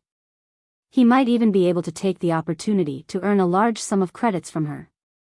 Before, in order to purchase the necessary training facilities, he had spent most of the credits in his account. If he could lure Phoenix Rain into an alliance with Zero Wing, it could save Zero Wing many years of work. Chapter 630, Proof of Strength. White River City, Blueberry Restaurant. The moment Shifeng entered the restaurant, he immediately felt several gazes land on him. Phoenix Rain sure knows how to put on a display. Shifeng looked around the restaurant, noticing that the establishment's customers were not simple at all. The players sitting around were unanimously level 30. In the current God's domain, they ranked at the very top. Moreover, judging by the feeling these people gave off, it was obvious that they were not virtual gaming experts. Rather, they felt like experts who were proficient in martial arts. Among these people, some had cold and sinister auras, while others had a violent auras. However, they all shared a common aspect: they were all independent players. None of them were members of the Dragon Phoenix Pavilion. After glancing at Shifeng, these people turned back to their own interests. Guild leader Black Flame, please come upstairs, a beautiful, young lady asked softly as she walked down from the restaurant's second floor. Shifeng also knew this beautiful woman. She was Phoenix Rain's capable assistant, Pure Fragrance. She was also one of the Dragon Phoenix Pavilion's top-tier experts and was quite famous. She ranked within the top 600 on the God's Domain experts list. Not only did she possess impressive strength, but she was also quite talented. In the past, she had been a Tier 5 powerhouse during her peak. Shifeng simply nodded and followed Pure Fragrance to the second floor. At this moment, Phoenix Rain was the only other person on the second floor. She sat at a table near the window, quietly overlooking the street outside as she toyed with a black leather book. Miss Phoenix, may I know what you wish to discuss with me? Shifeng asked. In response, Phoenix Rain smiled leisurely as she handed the black leather book to Shifeng. Guild leader Black Flame, please take a look at this, Phoenix Rain said unhurriedly. The black leather book was not a quest prop or anything similar. Instead, it contained the written records of players. However, after reading through a few pages, Shi Feng's surprise grew as he continued to read. This black leather book contained information on the Dark Arena. To be precise, the book held information regarding the official members of the many battle teams participating in the Dark Arena. Moreover, the information was extremely detailed, so much so that even the participants' life stories had been recorded. There was even a brief introduction to their current equipment. Beyond that, there was an assessment of ever battle team members' combat power. These assessments were also very detailed. These players' strengths and weaknesses had been recorded in detail. Guild leader Black Flame, how do you feel about this information? Phoenix Rain asked gently, a pleasant smile on her face. Miss Phoenix, why are you giving me this information? Shi Feng was slightly confused about Phoenix Rain's intentions. I've heard that your guild has been in contact with the Glorious Lions battle team, so I believe that guild leader Black Flame should understand the Dark Arena's value by now. Phoenix Rain smiled sweetly as she collected the leather book from Shi Feng. Unfortunately, ordinary players do not qualify to participate in this game. However, I am, so I hope to establish a battle team myself to have some fun in the Dark Arena. Initially, I intended to seek cooperation with Pantheon's guild leader, but I suddenly changed my mind. Now, I wish to cooperate with guild leader Black Flame instead. May I know if you are interested in cooperating with this young lady? Miss Phoenix must be joking. How could Zero Wing possibly hope to compare with a super guild? Wouldn't working with Pantheon be a better choice? Although Shi Feng was so calm on the surface, inwardly, he was stunned. He had not expected Phoenix Rain to be capable of obtaining the participation rights to the Dark Arena. However, Shi Feng did not believe that Phoenix Rain would hand over such an opportunity so easily. After all, the Dragon Phoenix Pavilion had countless experts, not to mention a super guild like Pantheon. It would be child's play for Phoenix Rain to gather 10 Apex experts. Why would she need Zero Wing? I sought you out precisely because Zero Wing is not very famous. That way, the opposing team will not bother to investigate you in detail. With guild leader Black Flame's power, it should not be hard to earn some achievements in the Dark Arena, Phoenix Rain said, smiling. After all, it should not be that easy to obtain the first clear of the Hell Mode ruins of the Crow God. Phoenix Rain had personally entered a 50-man Hell Mode team dungeon before, so she understood just how difficult raiding one was. Even a super guild's main force had zero chance of raiding a 50-man Hell Mode team dungeon successfully, much less the Dragon Phoenix Pavilion. Raiding a dungeon was different from PvP, successfully raiding a 50-man Hell Mode team dungeon was proof of one's strength. Moreover, she had conducted an investigation of Zero Wing's experts. Not to mention Hell Mode, even clearing Hard Mode would be a challenging endeavor, yet Zero Wing had done just that. What did this mean? Black Flame was not as simple as he appeared. Hence, she had abruptly changed her plans and immediately made her way to White River City. I presume that guild leader Black Flame has already seen the experts downstairs. None of them were professional gamers before God's domain launched. They are experts that I have nurtured secretly, and none of the other battle teams have any information on these people. With the element of surprise, we might be able to compete for the top 100 rankings. As for the remuneration, guild leader Black Flame will earn 10% of all of our winnings. If you lead the team into the top 100 spots, I'll give you 20% of the winnings. What do you think? Phoenix Rain's offer was extremely generous. It was much better than Everlasting Wars. Most importantly, there were no restrictions on his freedom. He would only partner with Phoenix Rain.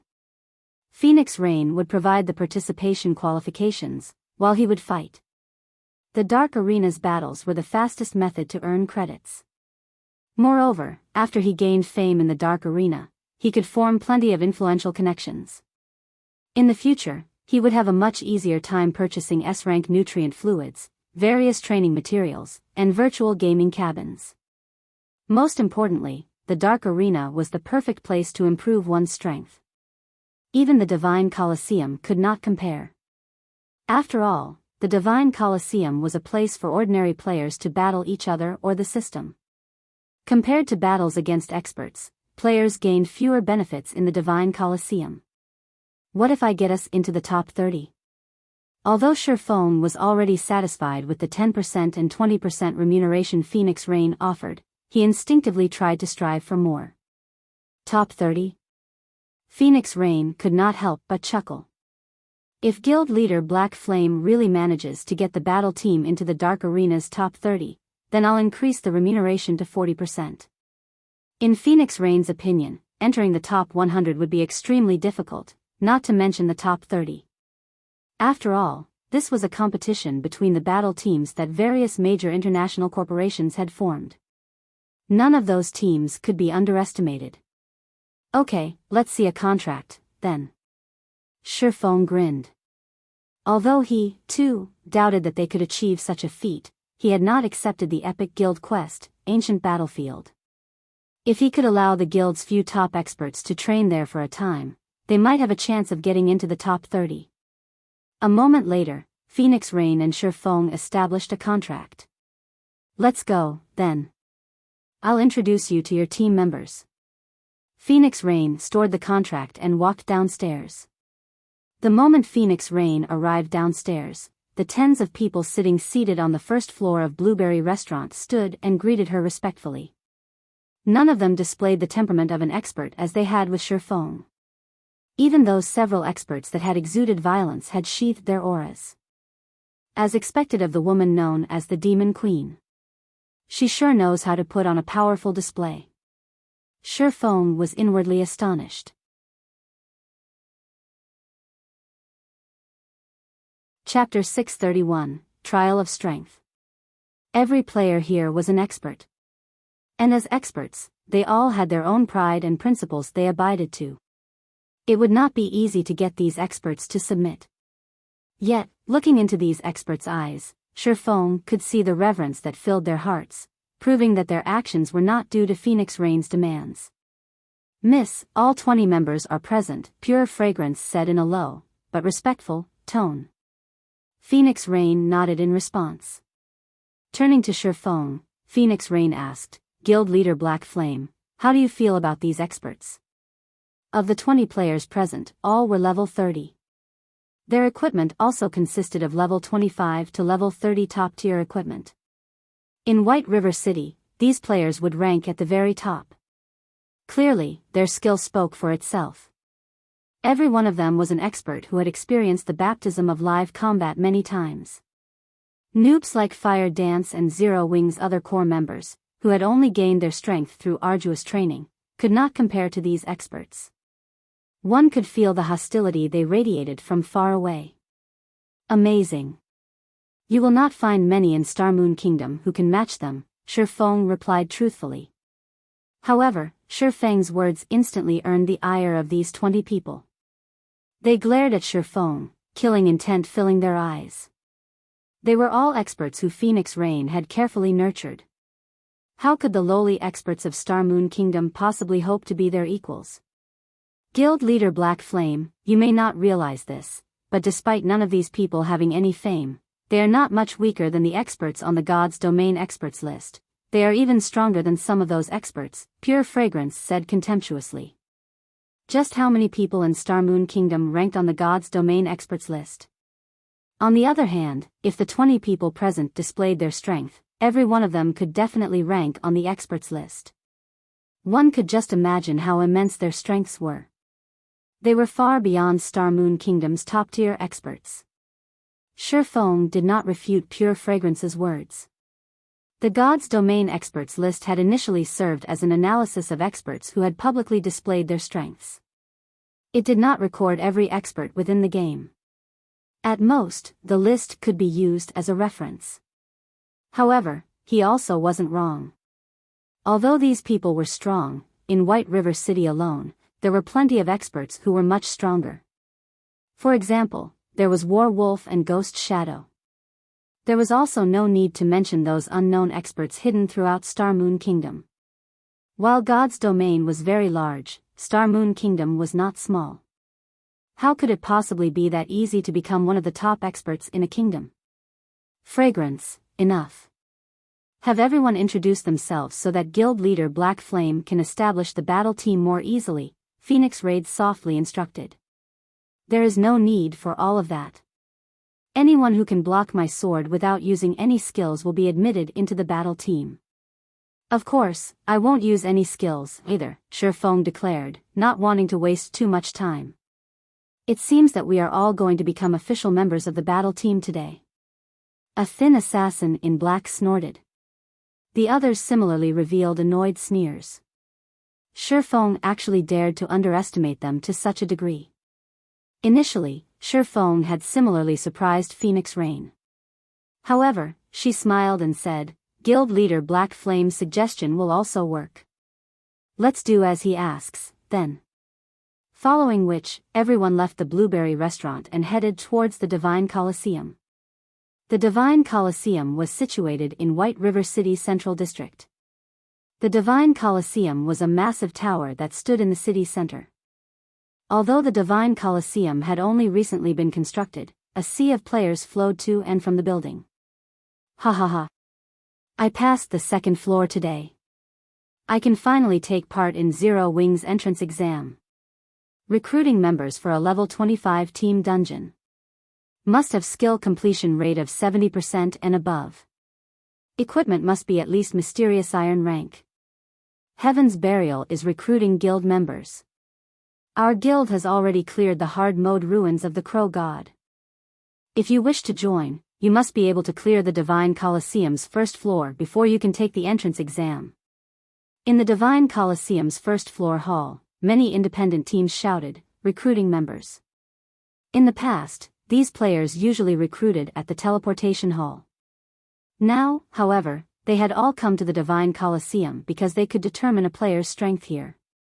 That way, they could be more at ease when they raided dungeons. Similarly, ever since the Divine Coliseum had emerged, guilds no longer looked at a player's level and equipment when allowing players to take part in their entrance exams. Instead, they determined the player's qualifications through their progress in the Divine Coliseum. An ordinary player's techniques would not even be enough to pass the first floor of the Divine Coliseum. If one passed the second floor, they would be roughly as strong as an elite player. Meanwhile, one was definitely considered an expert if they could clear the third floor. Hence, it was very easy to determine the exact standard of a player. Upon arriving at the Divine Coliseum, Pure Fragrance spent 5 magic crystals to rent an amphitheater. In the amphitheater, players could fight however they wanted. The combat inside an amphitheater and the combat in the underground arena were different. In an amphitheater, players could set the rules of combat to their liking.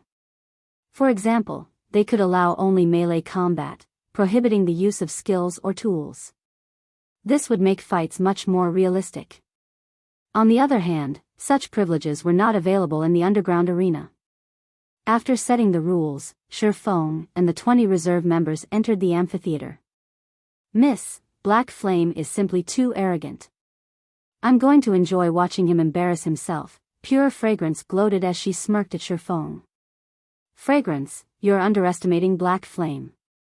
The fact that he could become the #1 expert of Star Moon Kingdom and remain undefeated is already enough proof of his strength.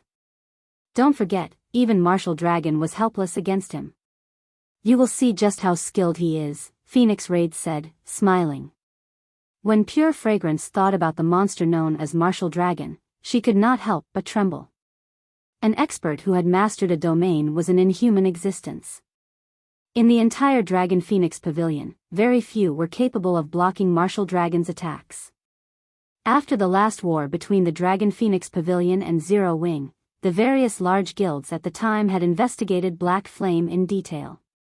After all, a person capable of lasting against Martial Dragon in battle was extremely rare, not to mention someone capable of killing the Berserker. Although Black Flame was not responsible for killing Martial Dragon in the end, the fact that he fought Martial Dragon as an equal was an astounding feat. However, the investigation's results shocked everyone. Black Flame's basic attributes were simply tyrannical. He had relied on pure destructive power to survive against Martial Dragon. To put it simply, Black Flame's equipment was excellent. Now, however, things were different. Since that battle, the various large guilds had improved their equipment constantly, strengthening their top-tier experts' basic attributes. Martial Dragon's basic attributes had grown significantly. If he faced Black Flame now, most likely, Black Flame would last only a few exchanges before dying. Meanwhile, the 20 reserve members present wore top-tier equipment. Their equipment also held Tier 2 gemstones. Every one of them wore 3 intermediate mana armor kits. In terms of attributes, they had eliminated their weaknesses. On the contrary, one could even say that attributes were their strong points. Hence, it was no longer possible for Black Flame to rely on pure destructive force to win his battles. Just as Pure Fragrance fantasized about the 20 reserve members toying with Shifeng, a shocking scene suddenly played out before her eyes. Before anyone realized it, Shifeng's first opponent fell to the ground, lying there motionlessly. What happened? Pure Fragrance muttered in disbelief. She was only distracted for a moment, yet the battle was already over. Chapter 632, Grey Eagle. Above the wide and spacious stone platform, Shifeng slowly sheathed the abyssal blade, not even bothering to look at the level 30 berserker who had fallen to the ground. Next, Shifeng said calmly. The rules of the amphitheater were set so that when a vital point was struck, death and defeat were certain. Even a shield warrior with high HP and defense was no exception to this rule, not to mention a berserker. Seeing Shifeng's calm expression, everyone who had felt insulted immediately shut their mouths, a hint of fear appearing in their eyes. Although the berserker class was not a speed-based class, it was not easily defeated. Not to mention, the berserker that had served as Shifeng's opponent was an expert who had experienced countless live battles. Moreover, they were all companions, so they understood each other's strengths quite well. Although the berserker Shifeng had defeated did not rank within the top 5 of their group, his combat power could still rank within the top 10. The fact that Shifeng had defeated the berserker with a single attack, giving the berserker no time to react, was simply inconceivable. As expected of someone chosen by the Pavilion Master, you indeed possess some ability. Let me, Grey Eagle, learn something from you, then. A middle-aged man with a lean body and eyes as sharp as an eagle's stepped out from the crowd. When the crowd saw the berserker named Grey Eagle step forward, the shock from Shifeng's one-sided victory immediately dissipated, their arrogance and confidence returning. Eagle, we're counting on you. We can't let him look down on us. The others showed their support from the side. Grey Eagle was the #1 expert among their group. Although the man was already in his 40s, his keen skills and bountiful combat experience were unmatched by ordinary, young players. I'll do my best. Grey Eagle nodded as he slowly walked up to Shifeng. Meanwhile, Phoenix Rain smiled pleasantly as she watched from the stands. We didn't have the chance to see Black Flame's true strength in the previous match. Now that Grey Eagle has stepped forward, we should get to see his limits, Phoenix Rain said, smiling as she watched a playback video of Shifeng's prior battle. Miss, even in the Dragon Phoenix Pavilion, Grey Eagle is an expert who ranks at the very top. He has a good chance of defeating anyone among the younger generation, other than Martial Dragon. How could he not be a match for Black Flame? Pure Fragrance could not help her surprise when she heard Phoenix Rain's words. Pure Fragrance believed that Phoenix Rain overestimated Shifeng's strength. She had not been paying attention, so she had not seen the moment when Shifeng had drawn his sword. However, after watching the battle's recording, she could tell that his attack was not so fast that it was unblockable. Only, Shifeng's attack was crafty, suddenly changing its trajectory to target his opponent's blind spot. As a result, the berserker was unable to react in time and received a hit to his vital point, dying. However, Grey Eagle was different. The combat experience he possessed was several times greater compared to the other reserve members. Even if Shifeng abruptly changed the trajectory of his attack once more, it would be no threat to Grey Eagle. We'll know once the battle begins. Naturally, Phoenix Rain knew how powerful Grey Eagle was. She had initially wanted Grey Eagle to lead the battle team. If Black Flame had not succeeded in conquering the Hell Mode ruins of the Crow God, she would not be here today. The moment Phoenix Rain finished speaking, the countdown timer above the stone platform also ended. Let me see just how strong you are. Grey Eagle retrieved his two-handed saber. Suddenly, his eyes grew cold, even the surrounding temperature dropped. It seemed as if nothing could escape his frosty gaze. Before Shifeng could move, Grey Eagle sent his saber slashing at Shifeng's shoulder. Grey Eagle's attack was not fast. On the contrary, it was very slow. Even an ordinary player could react to and block the attack. It was as if Grey Eagle's attack were tempting his opponent to block it. In addition, Grey Eagle's saber targeted a vital point. Facing this attack, one would have no choice but to either block or dodge it. If Shifeng did not defend against this attack, choosing to attack Grey Eagle's vital point instead, the battle would end in mutual destruction. One could say that this was a suicidal blow. At this moment, those who were familiar with Grey Eagle laughed. They all knew that Grey Eagle was not trying to pit his life against his opponent's. Rather, he was using this attack to probe for his opponent's weaknesses. Normally, experts rarely had any weak points when they were on guard. However, the instant they launched an attack, they would reveal their greatest weak point. Hence, Grey Eagle tempted Shifeng to expose his weak point of his own accord. Then, he would strike. Although Grey Eagle would also reveal his weak point, with his superior insight and abundant combat experience, he could easily suppress his opponent. In other words, Grey Eagle lured Shifeng to fight within his comfort zone. Due to this ability, many top-tier experts in the Dragon Phoenix Pavilion were helpless against Grey Eagle. Going all in? Shifeng laughed. You'll regret it. In the next moment, Shifeng recklessly dove forward, towards Grey Eagle's purple-black saber. He did not even bother using his sword to block the oncoming weapon. Has he gone mad? Grey Eagle was dumbfounded as he watched Shifeng's insane behavior. Does he think I'll show mercy? Or does he think he can avoid my saber at the last moment?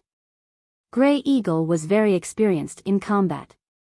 Seeing as Shifeng was not a lunatic, the only possibility for such reckless behavior was that Shifeng believed he could evade his attack at the very last moment and take the opportunity to strike at his weak point. You underestimate me. Grey Eagle's expression chilled further as he used more of his arm's strength. Suddenly, the speed of his saber increased. At such a close distance, it was simply impossible for anyone to avoid this attack. Immediately after, Grey Eagle's saber passed through Shifeng's body. This is... Grey Eagle was dumbfounded as he saw his saber cut across Shifeng's face, discovering that his weapon only struck an afterimage. What's going on here? Pure Fragrance gaped at this scene. No matter how she looked at it, Grey Eagle's saber should have struck Shifeng. Yet, for some unknown reason, despite a short distance of 1 meter between the berserker and swordsman, the 1.3-meter-long two-handed saber had failed to reach its target. Sitting beside Pure Fragrance, Phoenix Rain squinted her eyes at this scene. With a heavy expression, she said, treating retreat as advance. I didn't imagine that Black Flame had already reached such a realm. Treating retreat as an advance? How does he know that? Pure Fragrance was shocked when she heard her superior's comment. Treating retreat as an advance was an attack technique. Against this technique, one would notice their opponent rush towards them, while in reality, their opponent was retreating. In actual combat, one would discover that they could not make contact with their opponent's body despite their opponent remaining right in front of them. It was as if they were haunted by a ghost, and they could not get rid of this ghost no matter what they did. This was a technique that could mentally exhaust the other party. Treating retreat as an advance was Martial Dragon's specialty. However, the reason Martial Dragon could use such a technique was his domain. He was only capable of using such a combat technique due to his absolute control over his surroundings. Could he have learned it after his fight with Martial Dragon? How can that be? Thinking up to this point, Pure Fragrance felt a chill crawl down her spine. Following which, Grey Eagle brandished his sword over a dozen times at Shifeng. Every attack was swift and precise. Ordinary players could not defend against these attacks at all. Yet, no matter how hard the berserker swung his saber, his weapon never struck the swordsman before him. His attacks would always be off by a small thread. However, he could not stop his desperate and suicidal attacks. With such a short distance between them, if Shifeng attacked, he would not have enough time to react. No wonder the Dragon Phoenix Pavilion's men were so confident when Grey Eagle stepped up. He's an expert who has entered the refinement realm. If I had not gained some enlightenment from the Darkness Shrine, fighting him would have really been troublesome. At this moment, Shifeng already had a general grasp of Grey Eagle's standard. Time to end things. Chapter 633, Capturing a Demonic Beast. Shifeng suddenly disappeared. Is this the rumored Void Steps? Grey Eagle was surprised. He had, more or less, watched the videos of Shifeng using his specialty move, Void Steps. Only, he had not imagined that a live human being could actually disappear right before his eyes. Not even his acute five senses could find any trace of Shifeng's presence. However, Void Steps' weakness was also blatantly obvious. And that was the instant when Shifeng attacked. Facing a fatal strike, the brain would not ignore such vital information. However, it was also very difficult to block such an attack as the distance between them was simply too short. The most common method to counter Void Steps was to adapt to it gradually, allowing one's brain to stop ignoring the transmission of information. That way, Shifeng's Void Steps would be rendered useless. However, it was extremely difficult to achieve this. It was like trying to remember the faces of the hundreds of pedestrians one walked by every day. Remembering the faces of a few people was already a difficult feat, as the brain would automatically ignore the majority of such information. Hence, it was extremely difficult to unravel Shifeng's Void Steps. However, you still underestimate me. Grey Eagle grinned as he shifted the trajectory of his saber, swinging the weapon towards a vacant location. Dang! Sparks scattered as the sound of clashing metal echoed throughout the amphitheater. Suddenly, Shifeng appeared above the stone platform. Sure enough, he can grasp my general location. Shifeng was not at all surprised by Grey Eagle's performance. After all, the berserker had already entered the refinement realm. Grey Eagle's observational skills should be exceptional. Even with a lack of information, Grey Eagle should be able to grasp his general location. It was like his fight with Martial Dragon. With his domain, Martial Dragon was capable of processing all information within his domain without missing even the tiniest of detail. If Martial Dragon concentrated on observing his surroundings, he could render Void Steps utterly useless. Unfortunately, you only have a single weapon, whereas I have two. Shifeng increased the force he exerted with the Abyssal Blade, pinning down Grey Eagle's two-handed saber. Meanwhile, Purgatory's shadow, which he wielded with his other hand, completed a perfect arc as it slid through Grey Eagle's heart, leaving behind small and unnoticeable seam. Damn it! Grey Eagle clutched at his heart as he fell to the stone floor of the platform, reluctance filling his eyes as he died. Grey Eagle's defeat stunned the venue into silence. Although this match had appeared uneventful, most battles between experts were like this. Tiny differences usually decided the outcome of these battles. What a pity. If Grey Eagle could use two weapons as well, Black Flame would not have won so easily. Pure Fragrance sighed. No matter what anyone said or did, Grey Eagle was a part of the Dragon Phoenix Pavilion. The fact that Grey Eagle was defeated so easily was not a good thing for the pavilion's reputation. Would two weapons really solve the problem? Phoenix Rain wore a complex expression as she watched Shifeng. He really is a hateful person. Grey Eagle was a berserker, a class that was known for its strength. The class's strength growth was the highest of any class, yet Shifeng had suppressed Grey Eagle with a single hand. This was enough to show just how high Shifeng's strength attribute was. With such an advantage, Feng could easily decide the outcome the moment the battle began. Still, Feng had chosen to waste so much time with Grey Eagle. Why? There could only be one explanation: he wanted to determine Grey Eagle's strength. Originally, Phoenix Rain had thought to use Grey Eagle to uncover the depths of Feng's strength. However, not only had they failed to do so, but they had also allowed Feng to study them in turn. Following which, Feng proceeded with testing the remaining 18 reserve members, and sure enough, not a single one passed. Feng finished off everyone with a single hit. "Miss Phoenix, I'm sorry to say this, but none of these people passed. It seems that I can only recruit members on my own," Feng said, smiling at Phoenix Rain. Hearing Feng's declaration, the reserve members instantly paled. Feng had extinguished their previous arrogance and confidence. They could not even bring themselves to muster a retort. "If none of them passed, it can't be helped.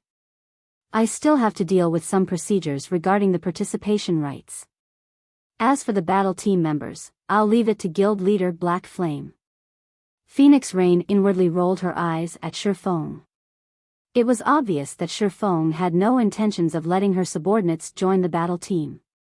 Finished speaking, Phoenix Rain left the Divine Colosseum with her group. Meanwhile, Feng hailed a horse carriage and hurried towards White River City's teleportation hall. Phoenix Rain can't be underestimated.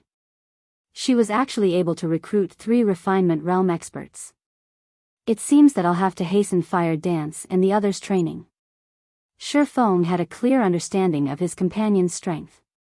If not for his intention to widen the guild's core members' horizons in the Dark Arena, Phoenix Rain's top 3 reserve members definitely qualified to become official members. After all, refinement realm experts were rare in God's domain. A battle team with 3 of such experts could definitely rank in the middle among all battle teams participating in the Dark Arena. This was also why Phoenix Rain believed that the battle team had the chance to rank within the top 100. Of course, that was not to say that Fire Dance and the others were weaker than Grey Eagle's group. A player's combat power could not be determined by combat techniques alone. Attributes and skills also made up a rather large ratio. Upon arriving at the teleportation hall, Feng quickly discovered Fire Dance and the others, who had been waiting for him for quite some time. "Guild leader, we brought what you asked for. However, haven't we bought a few too many?" Aqua Rose asked, feeling a slight sting to her heart. Hunting scrolls and storage space scrolls were already very expensive. A single hunting scroll cost 3 gold, 50 silver, whereas a storage space scroll cost a full 5 gold. If they only needed to purchase a few, Aqua Rose would not have minded.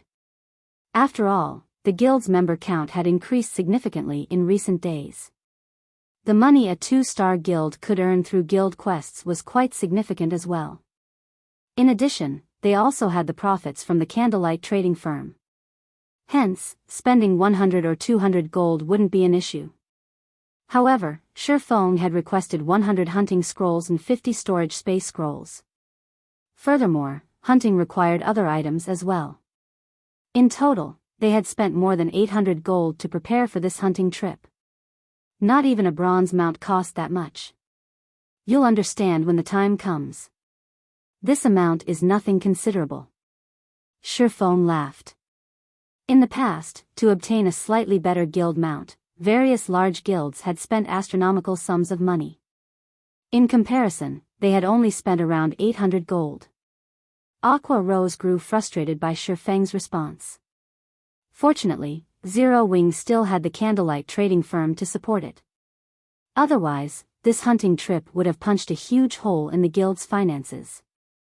"Let's head to the Great Forest of Soria." Saying so, Feng approached the teleportation magic array. Upon discovering their destination, everyone involuntarily trembled. The Great Forest of Soria. Anyone who researched high-level maps knew that the Great Forest of Soria was a level 50 map. To current players, it was a death trap. Furthermore, the Great Forest of Soria was different from ordinary leveling maps. It was a forbidden land for the human race.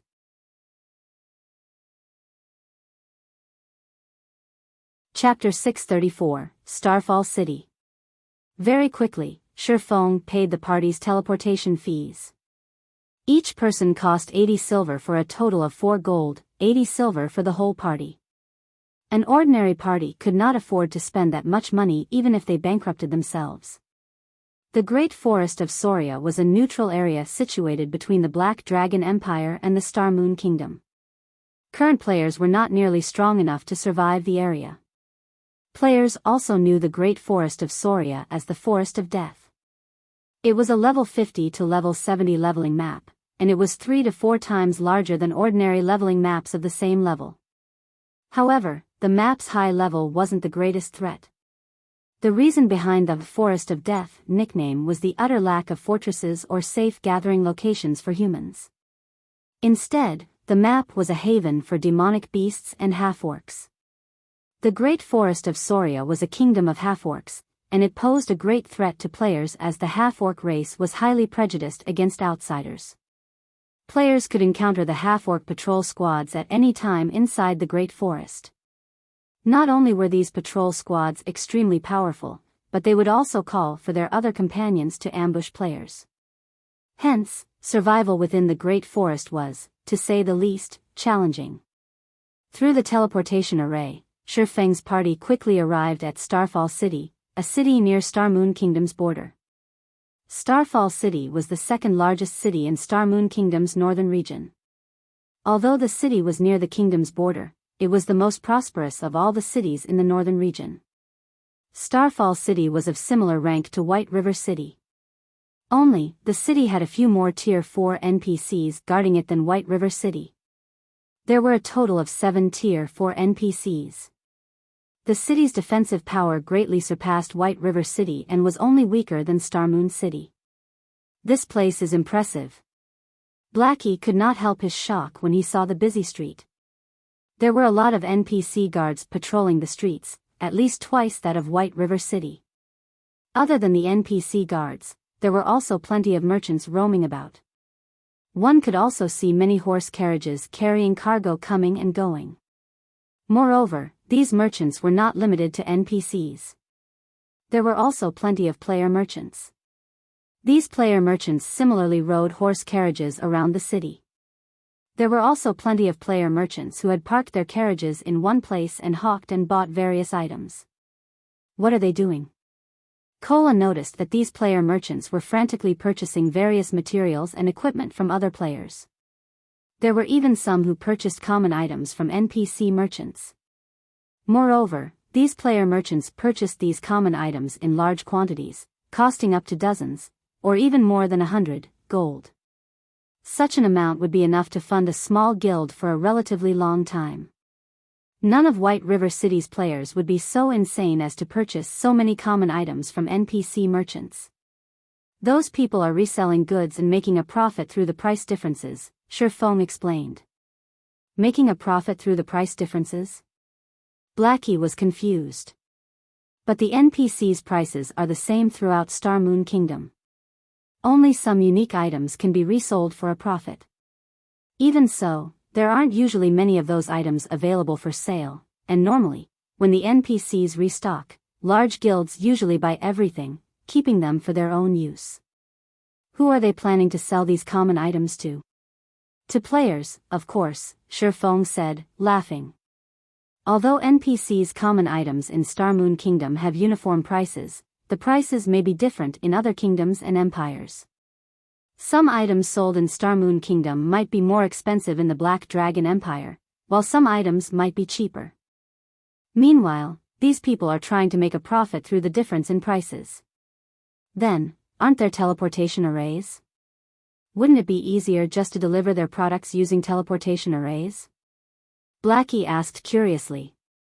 Why must they use horse carriages? Very simple. The transportation fees would be too high if they used the teleportation arrays. Moreover, only the capital city has an array that enables teleportation between other kingdoms and empires, and each teleportation would cost more than 1 gold. Their profit margin is not high. Moreover, a player can't carry enough items. They might even incur losses if they use teleportation arrays to conduct their trades. Meanwhile, a horse carriage can carry more than a dozen times that of players. Some good horse carriages can even carry up to 20 or 30 times. Although one may waste some time and encounter some dangers if they travel to the Black Dragon Empire via a horse carriage, in general, they can earn a lot of money with a single trip. These player merchants earn even more money than our guild's elite players. Shi Feng had some knowledge regarding the merchant subclass. In the past, his guild had frequently organized caravans to conduct cross-border trade, earning significant funds for the guild. Meanwhile, Starfall City offered a natural advantage for cross-border trade.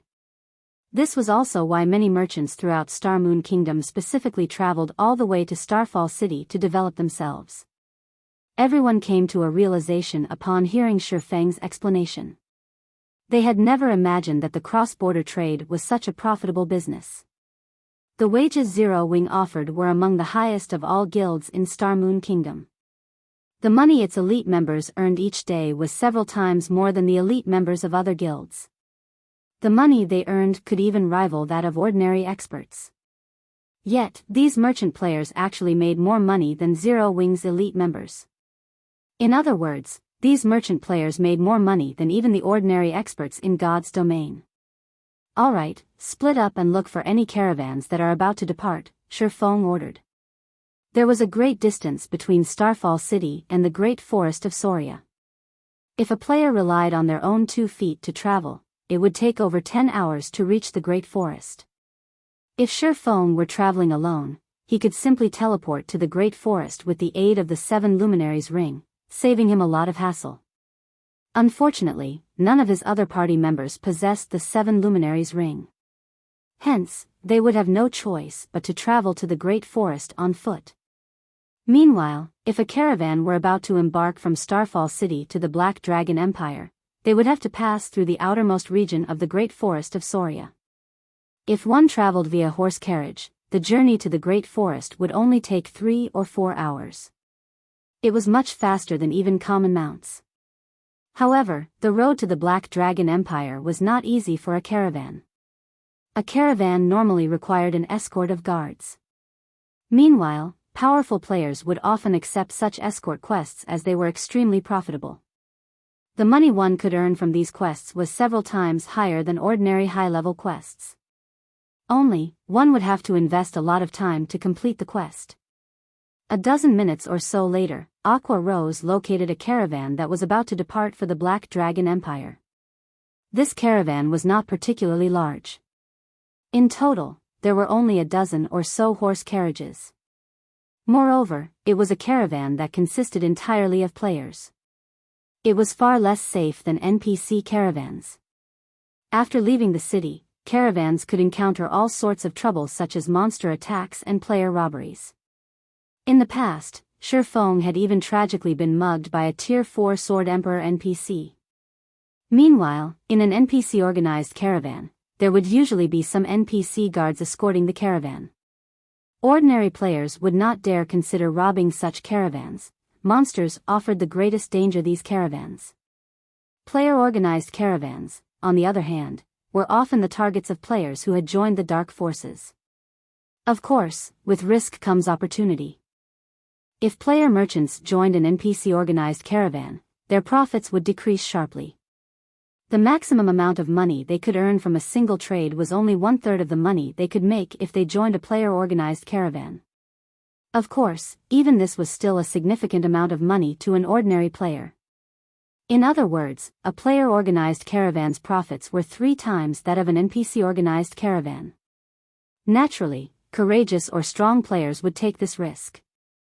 Our Red Rain caravan is not some weak caravan. We don't welcome weaklings here. Not to mention, you guys are only planning to join us to the Great Forest of Soria. You will occupy our guard slots for nothing. A female ranger with a charming and flirtatious look sneered. This female ranger had black, shoulder-length hair and wore a black and red tight-fitting leather jacket.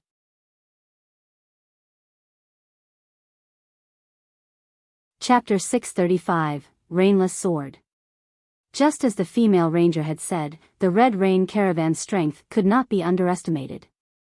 Although the Red Rain caravan was slightly weaker than the other caravans that consisted of over 30 horse carriages, their horse carriages were of higher quality. 2 horses pulled the Red Rain caravan's carriages, unlike the normal horse carriages that other caravans used, which were only pulled by 1 horse. Not only were the Red Rain caravan's carriages faster, but they could also hold considerably more cargo, with each carriage holding up to 24 times that of an ordinary player's bag space. Moreover, due to the horse carriages being of a higher rank, they could hire 2 more guards than ordinary carriages. Forming such a powerful caravan at this stage of the game displayed the great capability of this player group. Guild Leader: although there are several other caravans that are about to leave, will have to wait for another 3 to 4 hours for them to resupply before they set out. However, this caravan doesn't want guards that will quit halfway through the journey, Aqua Rose reported. Although there were many caravans in Starfall City, that did not mean that a caravan was available to set off at any time. It's their loss for not picking powerful guards like us, Cola snorted. He had just replaced his old shield with the divine Bluefire shield, his strength increasing significantly, so he felt somewhat irritated by the fact that the Red Rain caravan had ignored him. Shifeng swept a glance over the Red Rain caravan that was recruiting guards some distance away. The Red Rain caravan consisted of a total of 16 bronze carriages, each holding a maximum of 5 people. That was 2 more than common carriages. In other words, the Red Rain caravan could carry a total of 80 people. After including the caravan's merchants, they could recruit up to a maximum of 50 guards. If the caravan allowed Shifeng's party of 6 to take up 1/8 of the remaining slots, it would greatly strengthen the caravan. Currently, Shifeng's group wore black cloaks to hide their identities. Outsiders could not discern their appearances at all, not to mention their guild. With Zero Wing's influence in Star Moon Kingdom, the Red Rain caravan would definitely show some deference and allow their party to join. However, Shifeng did not wish to expose their tracks. Every large guild had their own investigation team that was responsible for collecting information on and tracking the important members of other large guilds, taking the opportunity to investigate their movements or seek opportunities to assassinate these members. Everyone in Star Moon Kingdom knew of Zero Wing. Naturally, their actions would attract the attention of many parties. Not to mention, Zero Wing had plenty of enemies. If someone discovered their tracks, some of these enemies might go out of their way to deal with them. Although Shifeng was not afraid of his enemies, he did not wish to risk exposing the location of a rare guild mount and the method of capturing it. That would be a huge loss for him. Therefore, Shifeng had everyone in his party hide their identities. "I'll negotiate with them." Shifeng shook his head and smiled.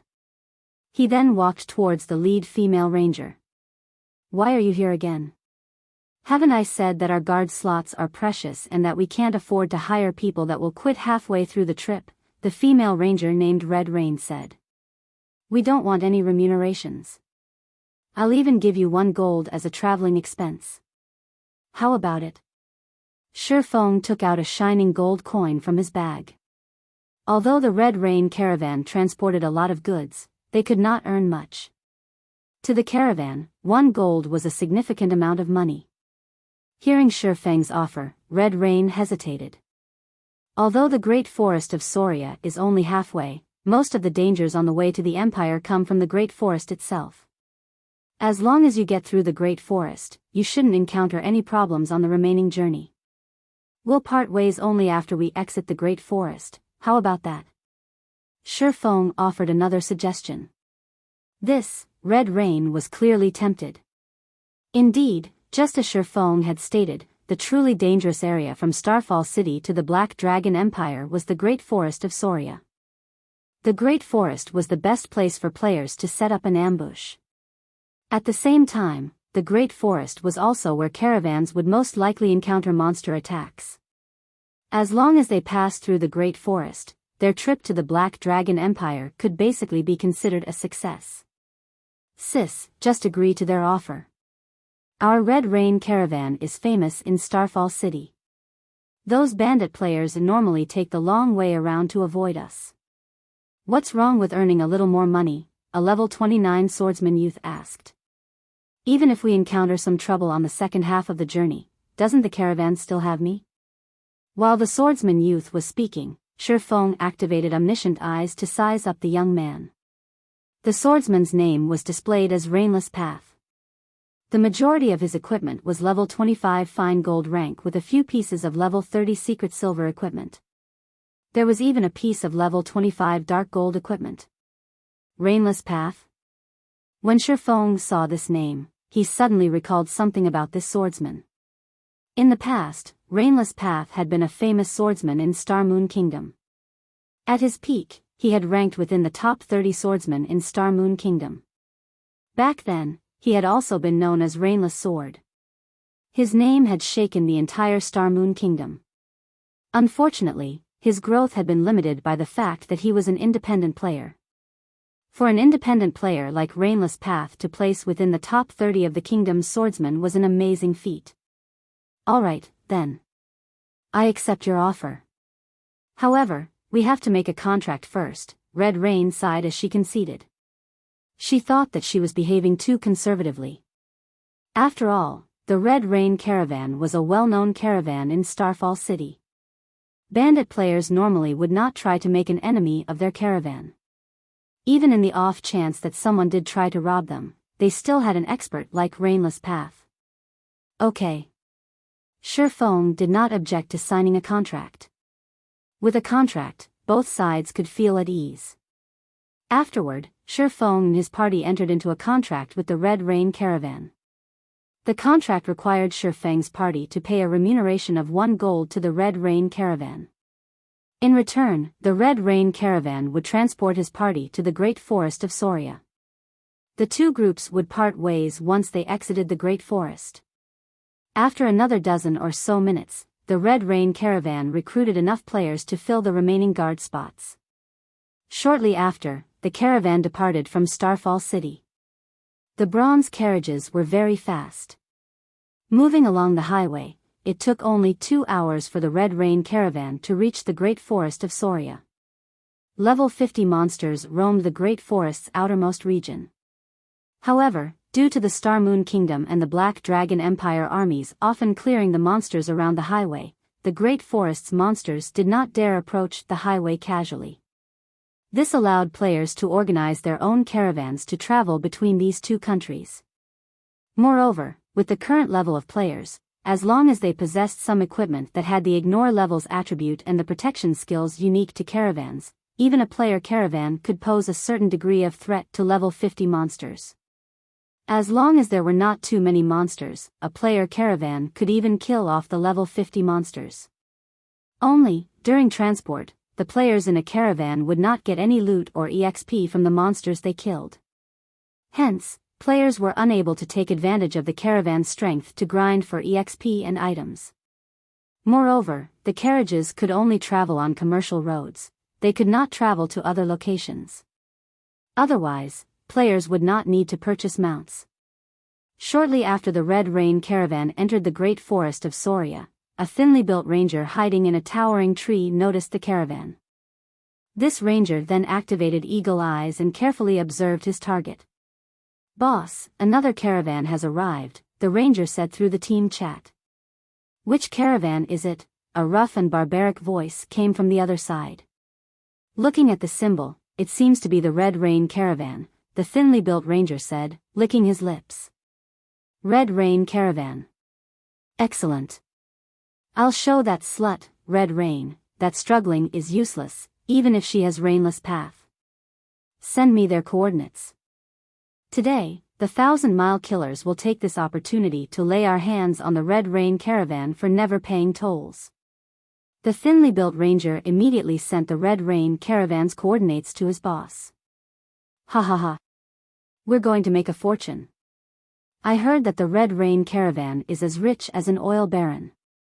The caravan has even given Rainless Path a dark gold weapon. Their riches will be ours, the 1,000-mile killers." The thinly built ranger drooled as he watched the bronze carriages of the Red Rain Caravan.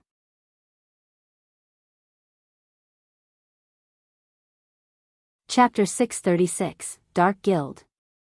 The Red Rain Caravan did not have an easy journey through the Great Forest of Soria. They oftentimes encountered attacks from 1 or 2 level 50 wind leopards, forcing the caravan to halt their advance and face these demonic beasts. Wind leopard, demonic beast, common rank. Level 50. HP 50,000/50,000. Although the wind leopard was only a common monster and its HP was very low, its speed and damage could rival even that of a level 30 chieftain. Ordinary players would not survive more than 3 hits from this monster. If an ordinary player encountered a wind leopard, only death awaited them. They would not even have a chance to escape. However, when a caravan was in the process of delivering goods, it gained special skills. There was no need for players to risk their lives to defend their cargo.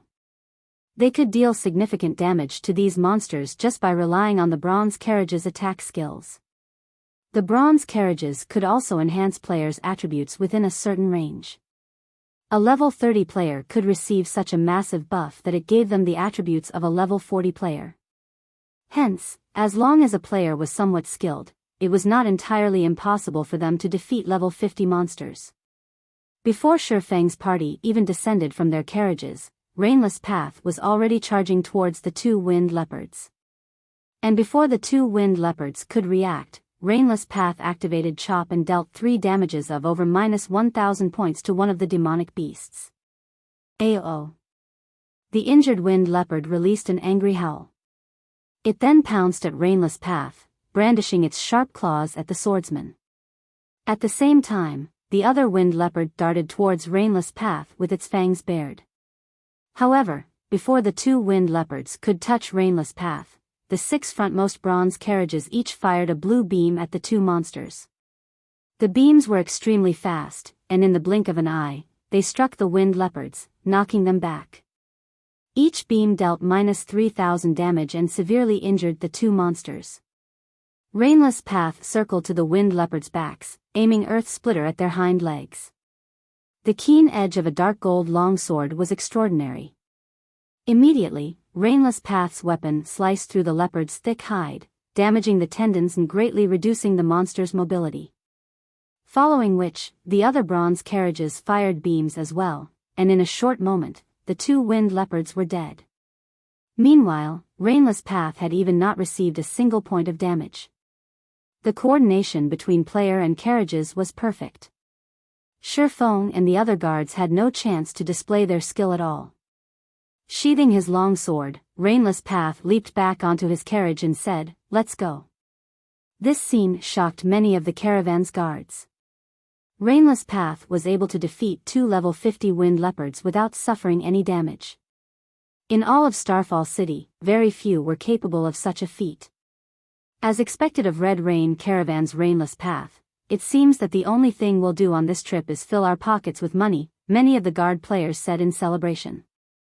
Although the remuneration and EXP for a caravan's escort quest were abundant, the quest itself was not an easy one. One would encounter many life-threatening dangers on the road. Hence, not many players in Starfall City were willing to accept an escort quest. However, it was a different story if the escort quest was for a powerful caravan. In such cases, taking on the quest would be the equivalent of free money and EXP. If he already has such precise physical control now, chances are that, among those in the guild, only Fire Dance and Violet Cloud can defeat him. It's no wonder why he was able to make a name for himself in Star Moon Kingdom despite being an independent player. Shifeng was able to gauge Rainless Path's combat standards during his previous battle. The current Rainless Path was many times stronger than Shifeng when he had first logged into God's domain in this life. At a stone bridge in the great forest of Soria's outer region, multiple level 27 and higher players hid in the surrounding forest. At such a distance, ordinary players traveling the road could easily discover these players. However, they had used isolation scrolls. Although they were not invisible, the scrolls blurred their bodies, making it very difficult to notice them by sight alone while they hid in the forest. The person leading this team was a level 29 berserker wearing black scale armor and wielding a silver greatsword.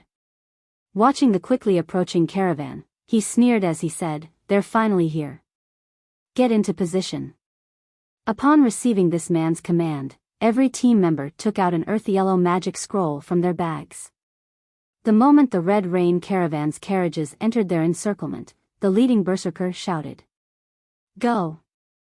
The members of 1,000-Mile Killers immediately activated the yellow magic scrolls. In the next moment, thick walls rose from the road, sealing off the path ahead and behind the Red Rain Caravan, preventing the carriages from advancing or retreating. The ambush took the Red Rain Caravan's players by surprise. Before anyone could react, nearly 100 players burst from the forest on both sides of the road. Normally, when attempting to plunder a caravan, one could not have too many players because if too many players joined the fight, the caravan's special skills would grow stronger, making the caravan far more difficult to deal with. When attacking a caravan consisting of a dozen or so carriages, a small army of 100 players offered the best results. 1,000-Mile Bear. Red Rain's expression sank, her beautiful eyes glaring at the berserker amidst the crowd. "We have never interfered with each other's business. What is the meaning of this?" The 1,000-Mile Killers was a red name team that had already plundered countless caravans. 1,000-Mile Bear was their leader. However, the 1,000-Mile Killers had never attempted to rob Starfall City's famous caravans. Hence, the various famous caravans had never bothered to join hands to deal with the 1,000-Mile Killers.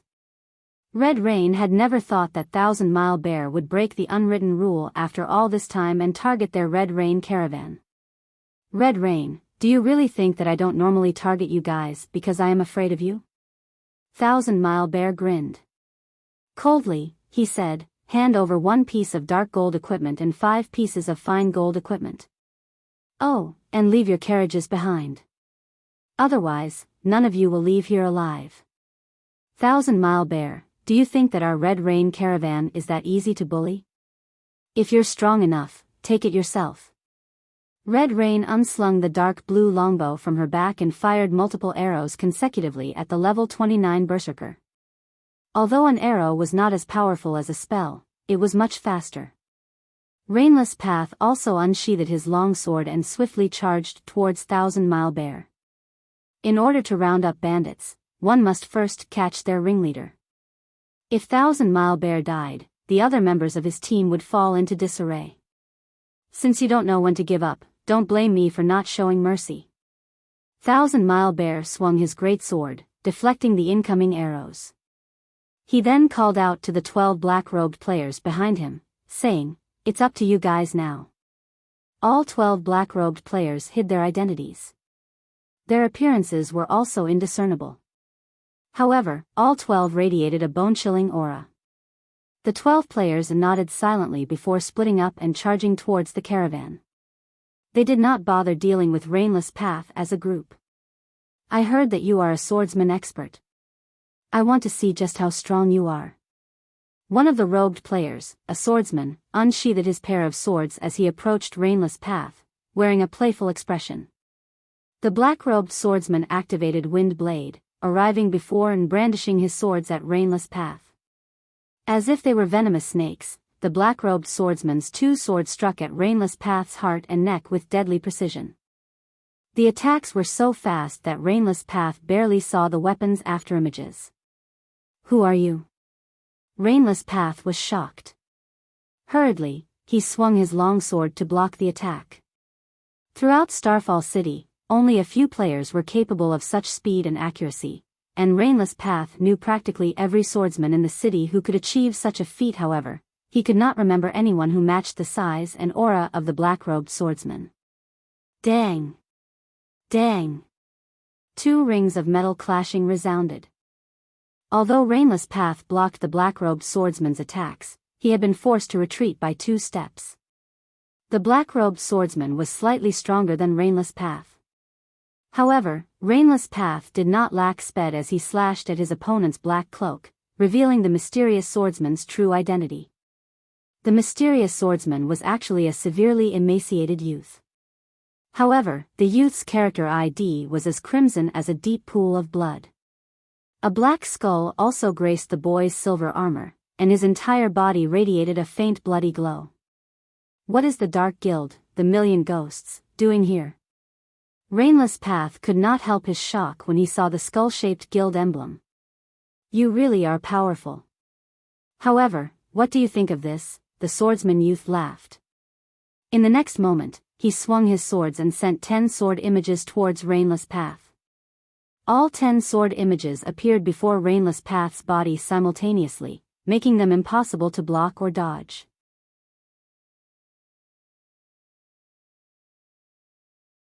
Chapter 637, Are the Million Ghosts Very Strong?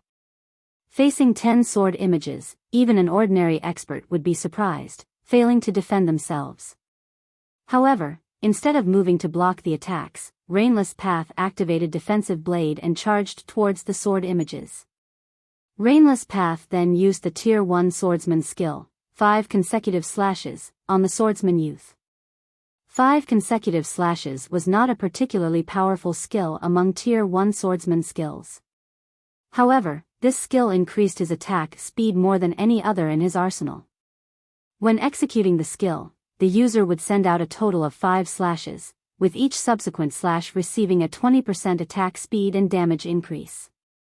Hence, each subsequent slash was faster and more powerful than the prior one, making it extremely difficult to counter. Both Rainless Path and the mysterious youth were swordsmen, and both parties were level 29. Although they had extraordinary attack power, their defenses were average. However, in terms of attributes, the youth was stronger. The boy had over 7,300 HP, whereas Rainless Path only had over 6,800 HP.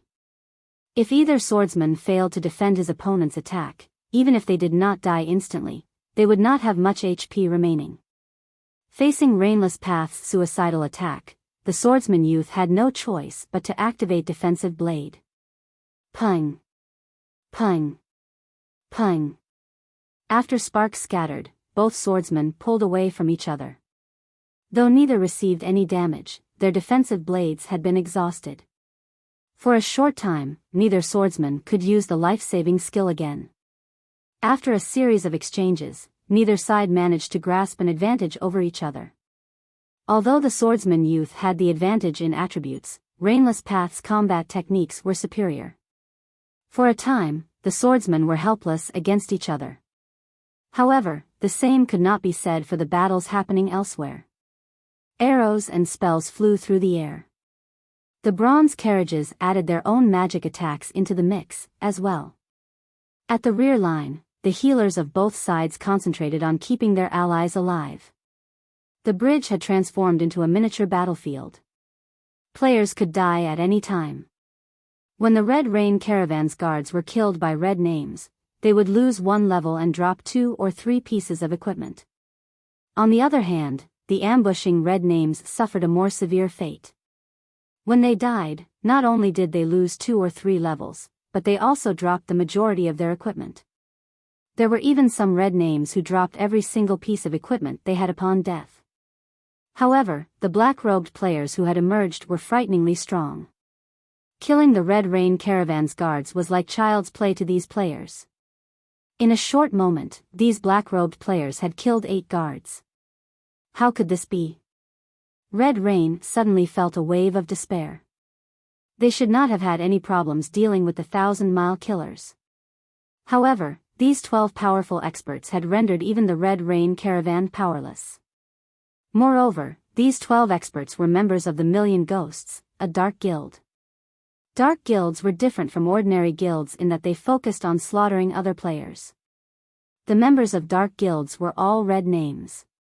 Meanwhile, the Million Ghosts was one of the famous dark guilds in the Black Dragon Empire. The dark guild's strength could rival even that of a first-rate guild.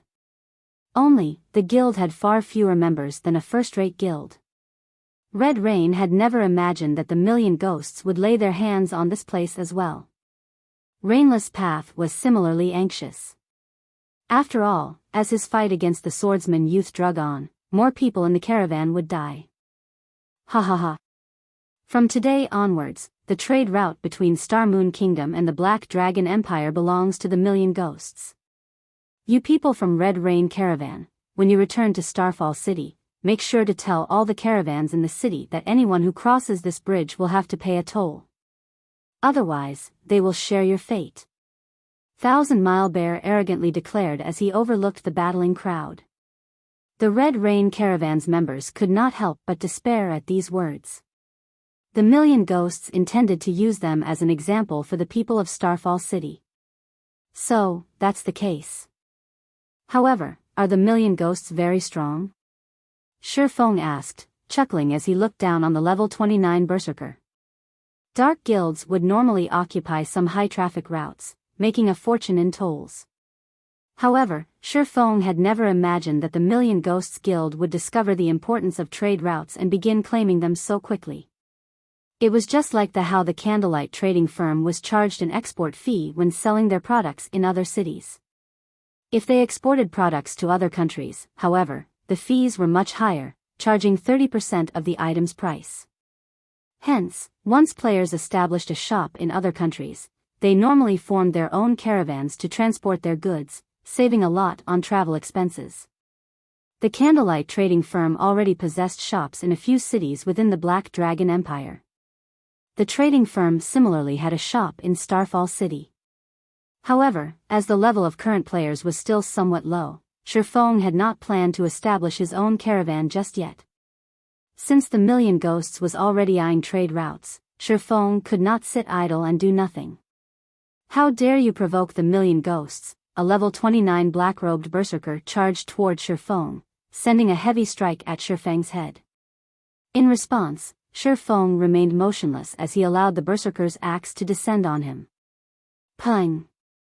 Before anyone knew it, Fire Dance appeared beside a black-robed berserker and used sneak attack, forcing the berserker into a fainted state for 3 seconds.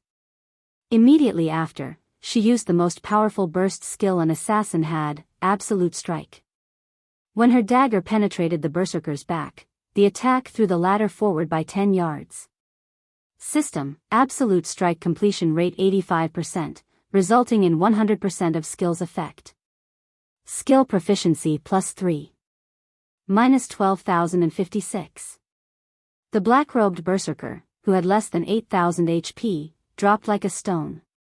As the berserker slammed heavily into the ground, he dropped 3 pieces of equipment.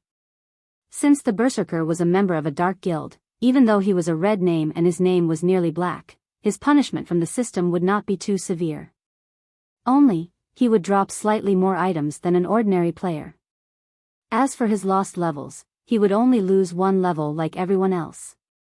However, the black-robed berserker's death immediately silenced the battlefield. Everyone's attention shifted towards Fire Dance, who currently wore a black cloak that blurred her appearance. Who are you? Thousand Mile Bear asked, his expression turning grave as he stared at Shifeng. The 12 experts the Million Ghosts had sent were all core members of the Dark Guild. Every one of them was extremely powerful. Meanwhile, the berserker that Fire Dance had killed ranked 5th out of the 12 experts. If such a person died from a single hit, even an idiot could tell that Shifeng's group was not ordinary. Red Rain, who had begun to despair, also stared at Shifeng's party in disbelief. So strong. Rainless Path could not help but shiver when he recalled Fire Dance killing the black-robed berserker instantly. When he placed himself in the berserker's shoes, he felt that he would not have even had time to activate Defensive Blade, dying instantly. With such strength, Fire Dance could definitely rank at the very top of Starfall City. She was not someone that he could hope to contend with. At this moment, Shifeng waved his hand and said, "Get rid of them. Teach the Million Ghosts that there are some things that they are not allowed to touch." Fire Dance and the others nodded as they dashed towards the Million Ghosts experts. Although there was not much of a level difference between them, in terms of equipment, Fire Dance and the others were leaps and bounds above the Million Ghosts experts. Not to mention the Dark Guild's core members, even the Million Ghosts Guild leader would not have equipment that could compare with a Tier 1 set equipment. Kola charged at a level 29 black-robed assassin and used Divine Shield Strike. The Divine Bluefire shield transformed into a blue meteor that struck the assassin and dealt minus 2,748 damage. In response, the assassin hurriedly spun to Kola's back and used Backstab on the Guardian Knight. However, shifting his feet slightly, Kola easily blocked the attack with the Bluefire shield, receiving no damage. Immediately after, Kola followed up with a hammer of sanctions and punishment, finishing off the black-robed assassin. The entire battle was over in a flash. If even an MT like Kola could defeat his opponent so swiftly, there was no need to mention the rest of Shifeng's party. With a wave of her staff, Aqua Rose cast Flame Explosion and finished off one of the bandits instantly. As for Fire Dance, she activated Wind Steps, and like Death's Scythe, she harvested her enemy's head easily. After a short moment, only a few of the 1,000-mile killers remained. As for the Million Ghosts members, only 4 of the black-robed experts still stood. Nobody would have thought that a party of players could actually render these red name experts utterly powerless. You guys are digging your own graves. 1,000-Mile Bear's eyes bulged from his anger. The Million Ghosts will not let you off the hook. We're retreating. Saying so, 1,000-Mile Bear turned and fled. However, activating Silent Steps, Shifeng immediately appeared behind 1,000-Mile Bear and sent a chop at the berserker. Shifeng's sword drawing speed was astonishing, and all everyone saw was a silver flash. In the next moment, 1,000-Mile Bear's body fell to the ground. The berserker could not believe that someone could actually execute such a fast attack. It was so fast that he had no chance to react. The only thing he could do was watch as his HP descend until it reached 0.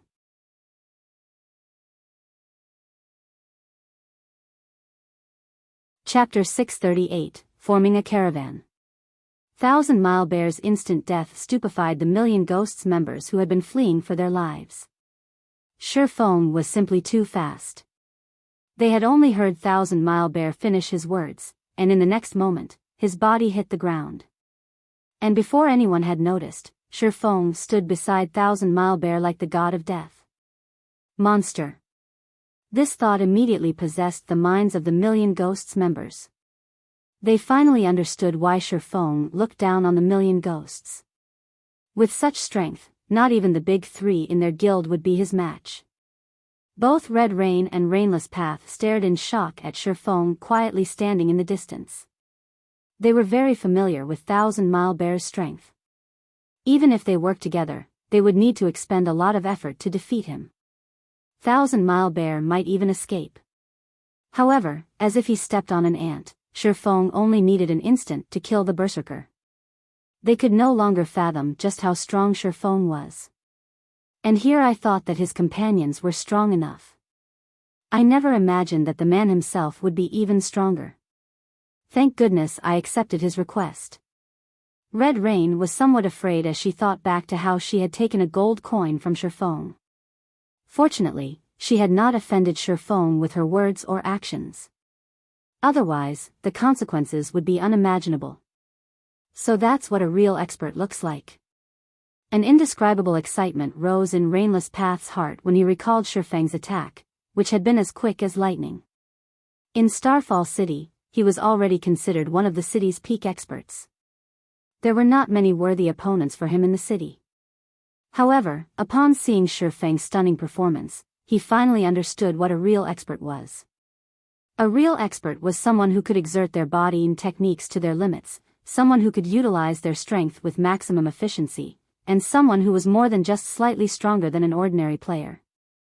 After 1,000-Mile Bear died, Fire Dance and the others swiftly dispatched the remaining the Million Ghosts members and collected some excellent equipment. Although these level 25 dark gold and fine gold items were of no use to Fire Dance and the others, there were a bunch of people in the guild who would fight over for them. Hence, the party silently pocketed the equipment, not bothering to leave any for the Red Rain Caravan. Many thanks for Big Brother Expert's help. Without you taking action, our Red Rain Caravan would have been obliterated. Red Rain repeatedly expressed her gratitude to Shifeng. Although Shifeng hid his name, from the vague appearance Red Rain saw beyond the cloak, she could tell that Shifeng was not a child. Hence, she referred to Shifeng as Big Brother Expert. There is no need to thank me. I am only doing my job as a guard. Shifeng waved his hand. He then shifted his eyes to the Million Ghosts' corpses, commenting softly, a dark guild is already targeting this trade route. In the future, any caravans that pass through here will have to pay a toll. I wonder what plans Miss Red has for the future. Compared to ordinary guilds, dark guilds were far more overbearing. They would not give up a potential source of income just because of one failure. They would mobilize their forces, attacking again and again like a pack of hungry wolves. They would not give up before achieving their goals. After all, dark guilds had significantly fewer sources of income than ordinary guilds. In order to develop themselves, it was a necessity to resort to such desperate actions. Moreover, as players' levels increased, trade routes would become increasingly prosperous. One could collect astronomical tolls. Moreover, it was a costless business. If a dark guild managed to take control of multiple important trade routes, its income would most likely exceed even the candlelight trading firms, which was why it was impossible for the Million Ghosts to give up on the trade routes. For a caravan of independent players like the Red Rain Caravan, there was no safety to speak of. Even an expert like Rainless Path could not change the outcome. After all, an independent expert's strength was limited. In the past, after Violet Cloud left Ouroboros, she had similarly established her own workshop to serve as her foundation. Otherwise, she would not have become a Tier 6 cleric god. Being questioned by Shifeng in such a way, Red Rain quickly realized the severity of the situation. Even if an independent caravan were powerful, it could not stand against a large guild. If this path is too risky, then our Red Rain Caravan can only move to other cities to develop ourselves. Red Rain could not help but sigh. She had never imagined that, shortly after the Red Rain Caravan improved and was about to follow a profitable path, an incident like this would happen. Move to other cities, huh? Very quickly, Rainless Path noticed a crucial point. Shaking his head, he said, "Sis, I think the other cities will have the same issue. It's only a matter of how high the tolls they are." Red Rain's mood soured further upon hearing Rainless Path's logic. If that were the case, independent players could no longer survive. "Miss Red, if you still wish to continue transporting goods, I know of a good option. I'm just not sure if you will be interested," Shifeng said, smiling. "Big brother expert, please, tell us." Red Rain was definitely interested in what Shifeng had to say. The Candlelight trading firm has recently begun to hire caravans to ship its goods to other kingdoms and empires. With the backing of the trading firm, you won't have to worry about large guilds robbing you when transporting goods in the future. Shifeng finally revealed his true goal. Red Rain and her group were experienced in the transportation of goods. As the Candlelight trading firm continued to develop, sooner or later, it would require its own caravan. By recruiting the Red Rain Caravan, not only would he establish a foundation for the trading firm in advance, but he could also deepen his connection with Red Rain and Rainless Path. The Candlelight trading firm? Is that the famous trading firm that Zero Wing established? Red Rain's breathing grew a little rushed. If the Candlelight trading firm were really hiring caravans to transport goods, this would be a heaven-sent opportunity for them. With the support of the trading firm, they would gain an additional layer of protection. The only issue was that they would have to prioritize the Candlelight trading firm's goods. However, in the future, the Red Rain Caravan would no longer have to worry about robberies. Zero Wing was currently like the midday sun throughout Star Moon Kingdom. It was a guild that even the super first-rate guild, the Dragon Phoenix Pavilion, was helpless against. There was no need to mention the other guilds in Star Moon Kingdom. "Thank you for the advice. I'll begin preparing once we return to Star Moon Kingdom," Red Rain repeatedly thanked Shifeng. Following which, Red Rain and the others began to clear the battlefield. After completing this shipment, they intended to try their luck with the Candlelight trading firm. Standing beside Shifeng, Aqua Rose asked curiously, "Guild leader, since when did Candlelight begin recruiting caravans? Why didn't you tell me about this before?" It was not an easy task for a caravan to transport goods. The previous battle made this obvious. There were many problems involved in such an operation, and they were extremely troublesome to deal with. "I just decided it," Shifeng laughed. Aqua Rose was speechless. She could not help but shift her gaze towards Red Rain, before returning her gaze to Shifeng, a meaningful smile appearing on her face. She looked at Shifeng as if saying, "I see." Half an hour later, the Red Rain caravan arrived at the exit of the Great Forest of Soria. Reaching this point, Shifeng and the others had fulfilled their agreement. After parting with Red Rain and the others, the party advanced into the inner regions of the Great Forest. Roughly 4 hours later, Shifeng's party arrived at a small lake in the forest. "Guild leader, aren't we trying to capture a guild mount? Why aren't there any monsters here?"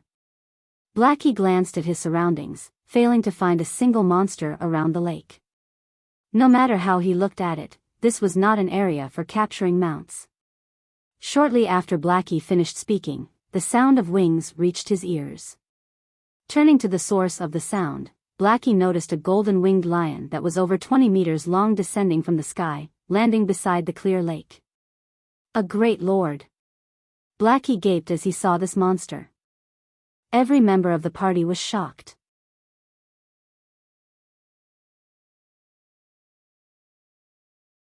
Chapter 639, Rare Mount.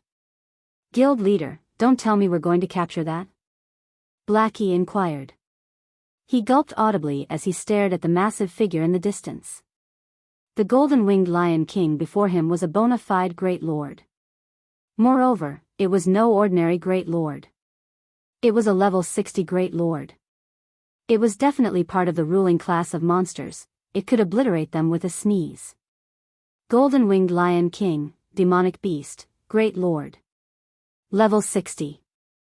HP 30,000,000/30,000,000. Capture it? Shifeng rolled his eyes at Blackie, saying, "You must be crazy." Although the golden-winged Lion King could be captured, it was a level 60 great lord. He wasn't that good. Unless they had a 100-man team of level 70 tier 2 players or above, they had absolutely no chance of capturing the great lord. Shifeng's reply left Blackie speechless. However, the other members of the party released a sigh of relief. Capturing a monster was several times more difficult than killing one. "We'll head over once it leaves," Shifeng said in the team chat. This golden-winged Lion King was this area's overlord. Hence, no other monsters dared to approach the area around the lake. However, nobody would have thought that not only was the golden-winged Lion King a field boss, but it was also a guardian boss. It was a boss specifically tasked with guarding a treasure. In the past, after Fantasy Extinguisher led a team of players to exterminate this golden-winged Lion King, they discovered a secret. When that secret got out, it shocked the various large guilds throughout God's domain. Back then, even ordinary players had their own mounts. The various large guilds had also realized the importance of rare mounts and constantly searched for their own unique monster. The commotion these guilds caused as a result had disrupted God's domain's peace and tranquility. However, nobody would have imagined that the Fantasy Shrine had actually managed to obtain a 5-star mount. The star ranking of a mount represented its growth potential. A guild mount's rank could be upgraded when properly nurtured. Furthermore, with a higher star rank, a mount had a higher promotion success rate. The majority of the guild mounts throughout God's domain were 1-star mounts. A 1-star mount started out as a common mount. It was a general mount, and most guilds would not capture a 1-star mount for a guild mount as there was only a 10% chance for it to become a bronze mount. A 2-star mount started out slightly stronger than a 1-star mount, and there was a 20% chance that it could become a bronze mount. As long as guild members were willing to pay the price, they could nurture their 2-star mount into a bronze mount. It was much cheaper than just purchasing a bronze mount. As for 3-star mounts, they were rarely seen. Not only could the additional movement speed they provided initially reach 110%, but there was also a 30% chance that they could nurture them to become bronze mounts.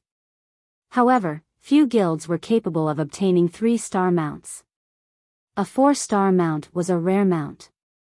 Not only could its initial movement speed reach 115%, but there was also a 50% chance for it to become a bronze mount. Impressively, there was a 15% chance for it to become a mysterious iron mount. This was a potential that 1-star to 3-star mounts did not possess. Hence, 4-star mounts and above were considered rare mounts. Various large guilds throughout God's domain drooled over the idea of their own 4-star mount. Although there was only a difference of 1 rank between a bronze mount and a mysterious iron mount, the latter possessed storage capabilities. Moreover, unlike bronze mounts, mysterious iron mounts' combat capabilities allowed them to make a difference in a battle. 5-star mounts were even more powerful. The additional movement speed they provided initially could reach 120%. Its speed was practically equivalent to an ordinary bronze mount. Only, it did not possess any combat capabilities. However, 5-star mounts had a 70% chance to become bronze mounts. Not only could they be upgraded within a short amount of time, but they also had a 30% chance to become mysterious iron mounts and a 3% chance to become secret silver mounts. The most powerful guild mount Shifeng had seen in the past was a 6-star mount. Its rarity could even rival that of a legendary item. There was a 90% that it could become a bronze mount, 50% chance for mysterious iron rank, and 10% chance for secret silver rank. Just the thought of a guild outfitting its members with secret silver mounts was frightening. After all, unlike mysterious iron mounts or below, secret silver mounts possessed skills that could assist players in battle, increasing their combat power significantly. This was also why so many guilds had been so desperate to collect rare mounts in the past. In the past, after Fantasy Extinguisher's team killed the Golden-Winged Lion King, they discovered a 5-star mount and became one of the few large guilds throughout God's domain to possess one.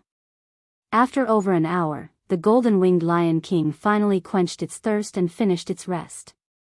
It then flew from the clear lake. "Alright, everyone, drink your potions and follow me." Shifeng did not bother to explain much. Immediately, he retrieved a deep blue potion from his bag and emptied the bottle's contents. The underwater breathing potion allowed players to breathe underwater for 2 hours. After drinking the potion, Shifeng led his team and dove into the lake. Although the Golden-Winged Lion King was a guardian monster, it did not guard this place constantly. It normally left the area for an hour or so, giving players a loophole to exploit.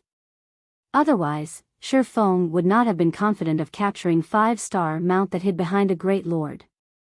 After swimming for about a dozen minutes or so, the party discovered the ruins of a shrine. However, the shrine's thick, stone doors were currently shut tight. Even after combining their strength, they could not open the doors. It was obvious that they needed some sort of item to gain passage.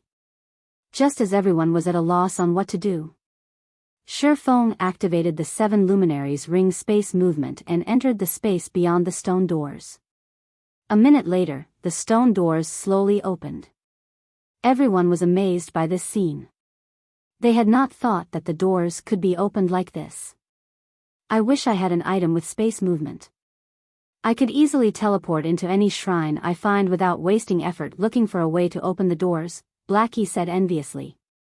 "This method is only viable for shrines that are not magically sealed. You wouldn't be able to teleport into shrines with magic seals or their own spaces." Shifeng wished the same, but there were very few non-magically sealed shrines throughout God's domain. There were even fewer items with skills similar to space movement. Normally, in order to enter this shrine beneath the lake, players were required to obtain the key by killing the Golden-Winged Lion King. "Alright, we don't have much time left. We have around 40 minutes before the Lion King returns. We need to finish the job within these 40 minutes." Shifeng no longer bothered to explain. Immediately, he swam further into the shrine. The shrine was not large, being only 3 stories tall. The first floor was completely flooded. There was nothing special about the second floor beyond the various idols that cluttered the space. However, upon reaching the 3rd floor of the shrine, the party felt as if they had entered a different space entirely. The 3rd floor was actually a forest.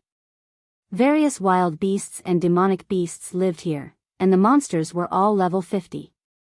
However, the beasts living here would not actively attack players. Meanwhile, Slumbering in this forest's heart was a blue wolf that stood over 3 meters tall. Despite being asleep, blue arcs of electricity flashed around the wolf's body, preventing others from approaching it. Thunder Wolf, Demonic Beast, Lord. Level 50. HP 9000000/9000000. Such a handsome wolf. Kola was immediately mesmerized by the Thunder Wolf. In comparison, the horses of the Red Rain Caravan's bronze carriages looked like ugly toads. The Thunder Wolf was twice as large as a horse. If he could ride the beast through the city, he would become the envy of all. We only have 30 minutes left. Get into position as I taught you. If we fail, we'll have to spend a long time running back to this place, Shifeng hurriedly commanded. Quickly, everyone stealthily approached the Thunder Wolf under Shifeng's command.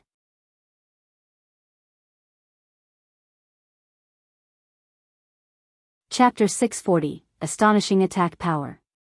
The Thunder Wolf cracked open its eyes upon detecting Shifeng's party. It then emitted a low growl, warning the approaching humans. Although the demonic beasts on the 3rd floor would not actively attack players, they would give warnings when players got too close. If the players refused to heed their warning, they would attack. Kola, make sure you're ready to aggro the wolf. Blackie, focus on using Guardian of Light. Violet, focus on healing. Everyone else, use the hunting scroll when the time arrives. Shifeng hurriedly commanded his team when he noticed the Thunder Wolf beginning to stand. Normally, it was practically impossible for them to capture a level 50 lord. However, the Thunder Wolf was slightly special. One could use a special method to capture it. The first condition for capturing a wild beast or demonic beast was to lower the monster's HP to exactly 10%. If its HP were above or below 10%, one could not capture the monster. It was a stringent condition, and it was one of the reasons why killing a monster was much easier than capturing one. Kola was currently level 30 and wore a complete Tier 1 set equipment. He also had the divine Bluefire shield. Even so, he could not hope to tank a level 50 lord. Finished with his commands, Shifeng revealed the Bible of Darkness and began activating demon summoning. Emerge, demon. When Shifeng finished chanting the incantation's final verse, the demon gate slowly opened. From behind the gates, a human-shaped demon, an evil blade spirit, stepped out. Sharp spikes and black scales covered the demon's body. This demon was a pure attack type and would not possess any support spells like the Heart Devourer. Evil blade spirit, evil spirit. Level 36. HP 3000000/3000000. Not bad. At least it's a Tier 2 demon. Shifeng smiled at the evil blade spirit in satisfaction. Although it was not as strong as the Thunder Wolf, it would still be of significant help.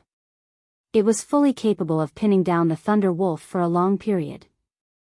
Everyone, assist the evil blade spirit and attack the Thunder Wolf. Make sure you dodge the wolf's lightning attacks. Shifeng then commanded the evil blade spirit to charge at the Thunder Wolf. The evil blade spirit fought like a berserker. Activating Shadow Charge, it appeared before the Thunder Wolf like a ghost. The blade spirit's sword-like arms then sliced fiercely at the Thunder Wolf's body. -17,519. -16,749. 2 damages that were over -10,000 points appeared above the Lord's head, shocking the team. Such a high attack power. Shifeng was also surprised. We lucked out this time. A level 36 Lord had no chance against a level 50 Lord. The latter's defense was many times higher. The Thunder Wolf's defense was even greater than an ordinary level 35 Great Lord. For Shifeng, he would have to enter his twofold berserk state to inflict more than -10,000 damage to the Thunder Wolf. Yet, the similarly Lord-ranked Evil Blade Spirit could easily deal more than -10,000 damage. The demon's attack power was stronger than even a high lord of the same level. Awoo! The Thunder Wolf howled, countless blue arcs of electricity suddenly appeared and surrounded its body, significantly increasing its speed. It then swung its claws at the evil blade spirit. The Tier 2 evil spirit had no opportunity to block or evade before the attack struck and sent it flying backward by more than 10 yards.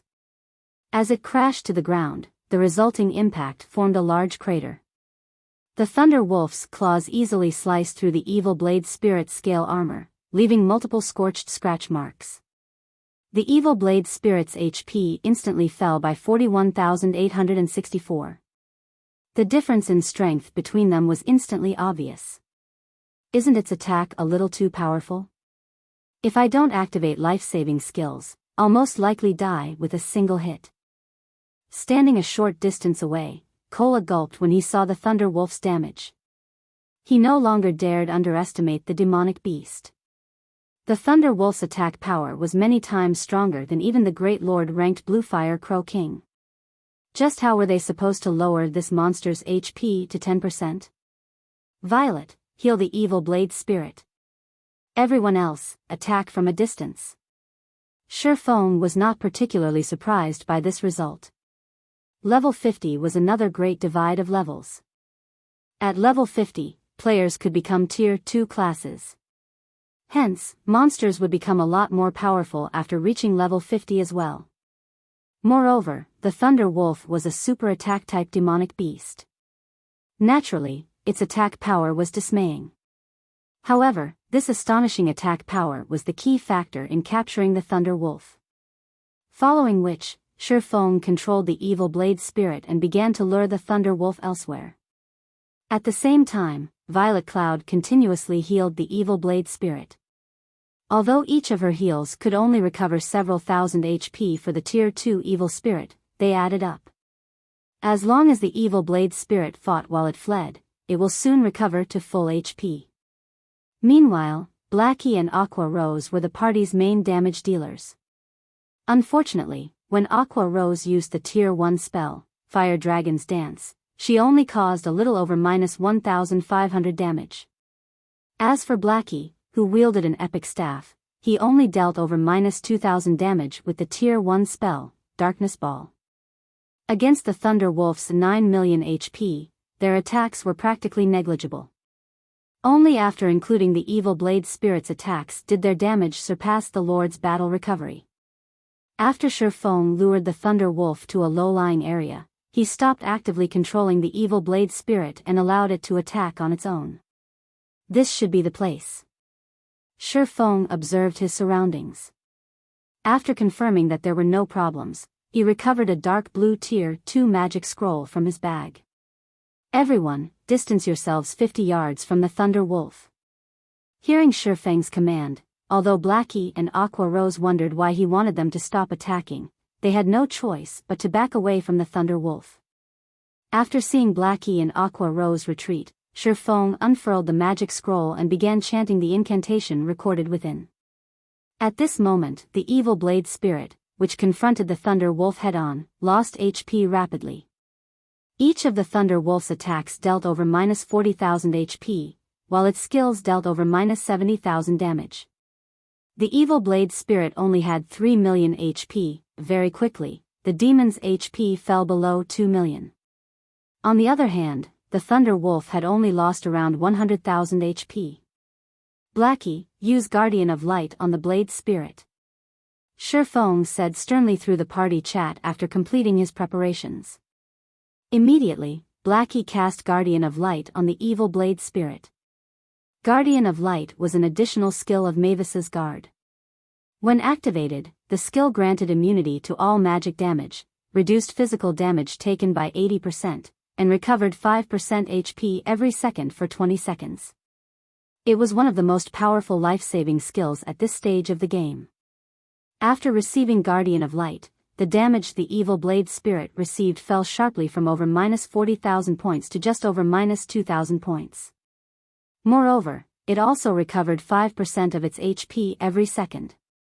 For the evil blade spirit, that was 150,000 HP every second. Not only did the evil blade spirit stop losing HP, but its HP also recovered rapidly. What's going on? Aqua Rose was surprised. The Thunder Wolf had initially dealt over -40,000 damage to the evil blade spirit. Even if its damage were reduced by 80%, it should still deal over -8,000 damage. Yet, now, its attacks only inflicted over -2,000 damage. Before Aqua Rose could make sense of the situation, Shifeng activated the Tier 2 magic scroll, Waterfall, in his hands. Suddenly, a massive magic array appeared above the Thunder Wolf. A torrent of water then gushed out of the magic array, pummeling the Thunder Wolf and causing damages of over -4,000 points to appear above the Lord's head. The magic scroll's effect lasted for 4 seconds. We're finally done. All we need to do now is to watch the show, Shifeng smiled faintly. Watch the show? Doubt flashed in Fire Dance's eyes. Everyone was clearly confused. They did not understand Shifeng's actions. It was merely a Tier 2 magic scroll. Moreover, it wasn't dealing much damage. In the next moment, however, everyone's eyes nearly fell out of their sockets. Suddenly, damages of more than -60,000 points started appearing above the Thunder Wolf's head. This is... When Fire Dance noticed the Thunder Wolf's claws falling into the pooled water from the waterfall and it receiving massive amounts of damages as a result, she immediately came to a realization. That's right. The Thunder Beast's attacks are mainly lightning-type magical attacks. Using the electrical conductivity of water, although the water will amplify the power of its attacks, it will also become a victim of its own power, Shifeng explained, grinning. If it were any other monster, he would have no method to capture it.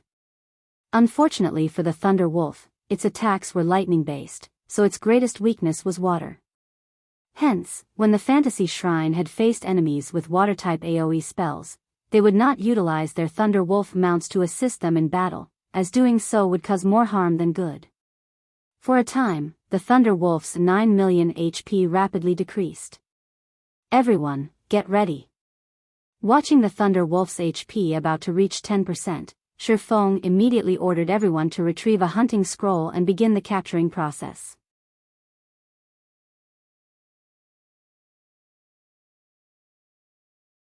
Chapter 641, Battle Demon.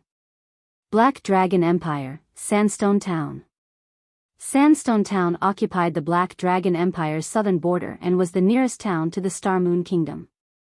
Unfortunately, the forces of darkness occupied this town, so ordinary players could not venture here.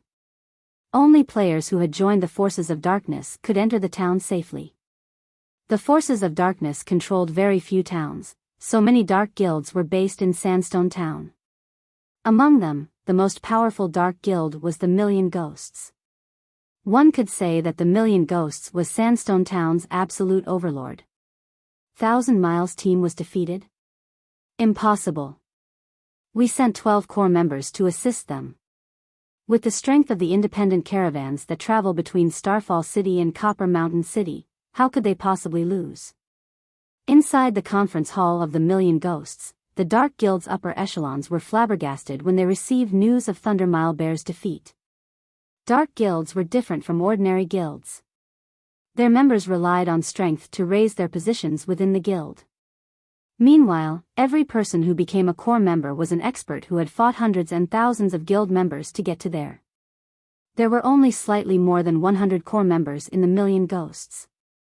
If these core members were members of any of the ordinary large guilds, everyone would easily become one of the top few experts within the guild. Yet, of the 12 core members they dispatched, not a single one managed to return alive. It was simply inconceivable. What did the 12 that died have to say? The middle-aged man, who occupied the guild leader's seat, asked. This middle-aged man had dark eyes, a stalwart body, bronze skin, and a chiseled face. When this man spoke, the conference hall immediately fell silent. Nobody dared to act presumptuously before this man. This man was the Million Ghosts guild leader, Lifestealer. He was also an intimidating character who the various large guilds in Black Dragon Emperor had nicknamed Battle Demon. In an ordinary guild, the position of guild leader was only a symbol of status, not a symbol of strength. This held true for most guilds in God's domain. However, for dark guilds, the position of guild leader was the symbol of both status and strength. The fact that Lifestealer had become the Million Ghosts guild leader proved that his strength ranked number 1 in the entire guild. Due to Lifestealer's presence in the Million Ghosts, the various large guilds in the several nearby cities avoided provoking the Million Ghosts at all. Even the guild ruling over Bronze Mountain City, the Holy Church of War, deferred to the Million Ghosts. The Holy Church of War was a second-rate guild with control over 5 cities. It was a top-tier second-rate guild that had over 300,000 members. The guild also had 2 experts who ranked on the God's Domain experts list. Yet, such a guild still allowed the Million Ghosts to manage the trade route to Star Moon Kingdom freely. This was all due to the battle demon Lifestealer. Their opponents wore cloaks, so they did not see who they were fighting. However, judging by the enemy's tone, it seems that they looked down on the Million Ghosts. They even warned us not to touch the trade routes. They're taking us too lightly. Guild leader, let me lead some men and hunt down those bastards. If we don't do anything about this, the reputation our guild has built will be ruined. Guild leader, I'll go as well. The nearby large guilds should have learned of this by now. The Holy Church will also be watching. If we show them what the consequences are for messing with us, the Holy Church won't dare consider vying for dominance. The elders in the conference hall began stepping up, one after another, all wanting to teach those who dared provoke the Million Ghosts a lesson. It seems that our guild's reputation isn't as well known as it should be, to think that even the people from Star Moon Kingdom dare provoke us. However, there is no need to be anxious. Since they have done such a thing, it shows that they possess certain confidence and background. Have our members stationed in Starfall City investigate this matter. Once we know who we're dealing with, we'll give them a taste of hell. Lifestealer revealed a malicious grin. Seeing the smile on Lifestealer's face, everyone involuntarily shuddered. Back when the third-rate guild, Divine Flurry, had provoked their guild leader had revealed this exact smile. For days after the initial incident, every core member of Divine Flurry died over a dozen times, and the guild disbanded as a result. Now that Lifestealer wore this smile once more, Starfall City would most likely fall into chaos. Meanwhile, inside the shrine in the Great Forest of Soria. Watching the Thunder Wolf's HP rapidly approach 10%, tension grew in the party. This was the crucial moment to capture the Thunder Wolf, and any mistakes could waste all of their previous efforts. Suddenly, Shifeng controlled the evil blade spirit to leave the flooded area. Meanwhile, Fire Dance and the others dashed towards the Thunder Wolf, each holding a hunting scroll. 12%. 11%. 10%. Start. Shifeng immediately lured the Thunder Wolf out of the flooded area, the Lord's HP stopping at precisely 10%. Upon reaching her position, Fire Dance chanted the last verse of the incantation and activated the hunting scroll. Shio! A pitch-black chain emerged from the hunting scroll and bound one of the Thunder Wolf's hind legs. Meanwhile, Fire Dance affixed the scroll on the ground. The hunting scroll's purpose was to trap the targeted beast. However, its effect only lasted 1 short minute. At the same time, everyone else in the party also activated their hunting scrolls, binding all 4 of the Thunder Wolf's limbs and preventing the demonic beast from moving. Awoo! The Thunder Wolf howled in anger. Suddenly, dense dark clouds condensed above the fight, releasing blue strikes of lightning towards the affixed hunting scrolls. Reacting quickly, Fire Dance activated Wind Steps, utilizing the skill's nearly 1-second invulnerability to block the oncoming lightning strike. However, though she was unscathed from the attack, the hunting scroll was obliterated. Continue using hunting scrolls. Do not let it go no matter what. Shifeng also retrieved a 5-star cage from his bag and charged at the Thunder Wolf. The second key aspect when capturing a beast was timing. Cages required time to activate. During this period, the target must not escape the cage's range. Otherwise, the capture will fail, rendering the cage useless. Fire Dance and the others understood what they needed to do. They retrieved more hunting scrolls from their bags and activated them. Meanwhile, the Thunder Wolf continuously destroyed the affixed hunting scrolls in a fit of rage. At this moment, Shifeng found an opportunity as he abruptly leaped into the air, jumping above the Thunder Wolf and activating the cage. Fixing the cage to a specific location required approximately 2 full seconds. However, the 5-star cage's enclosure was not large. "Awoo!" The Thunder Wolf released an angry howl. Suddenly, more dark clouds collected in the sky, the lightning strikes increasing in number as well.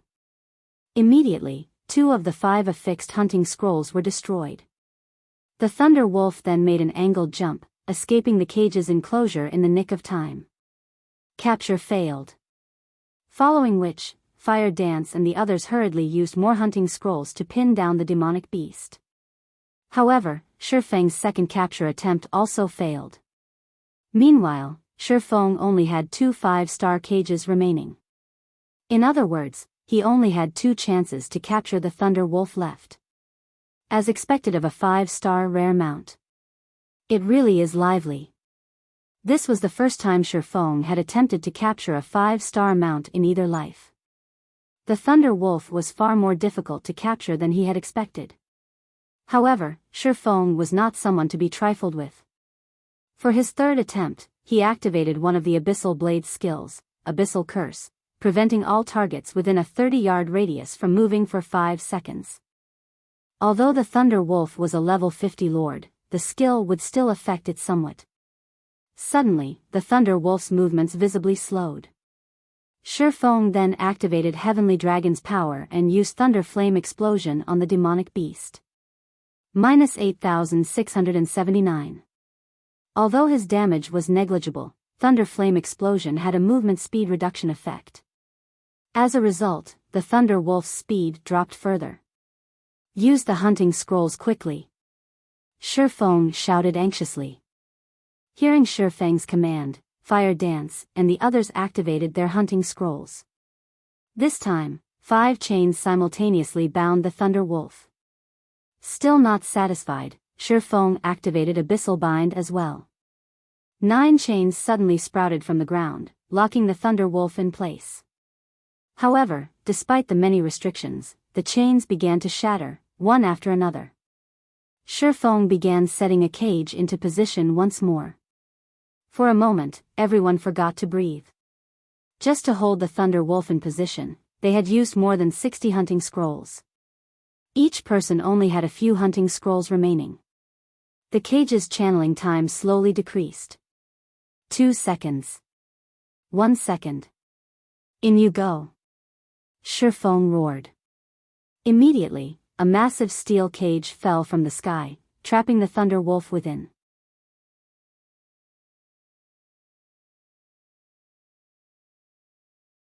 Chapter 642, Formation of the Dark God's Legion.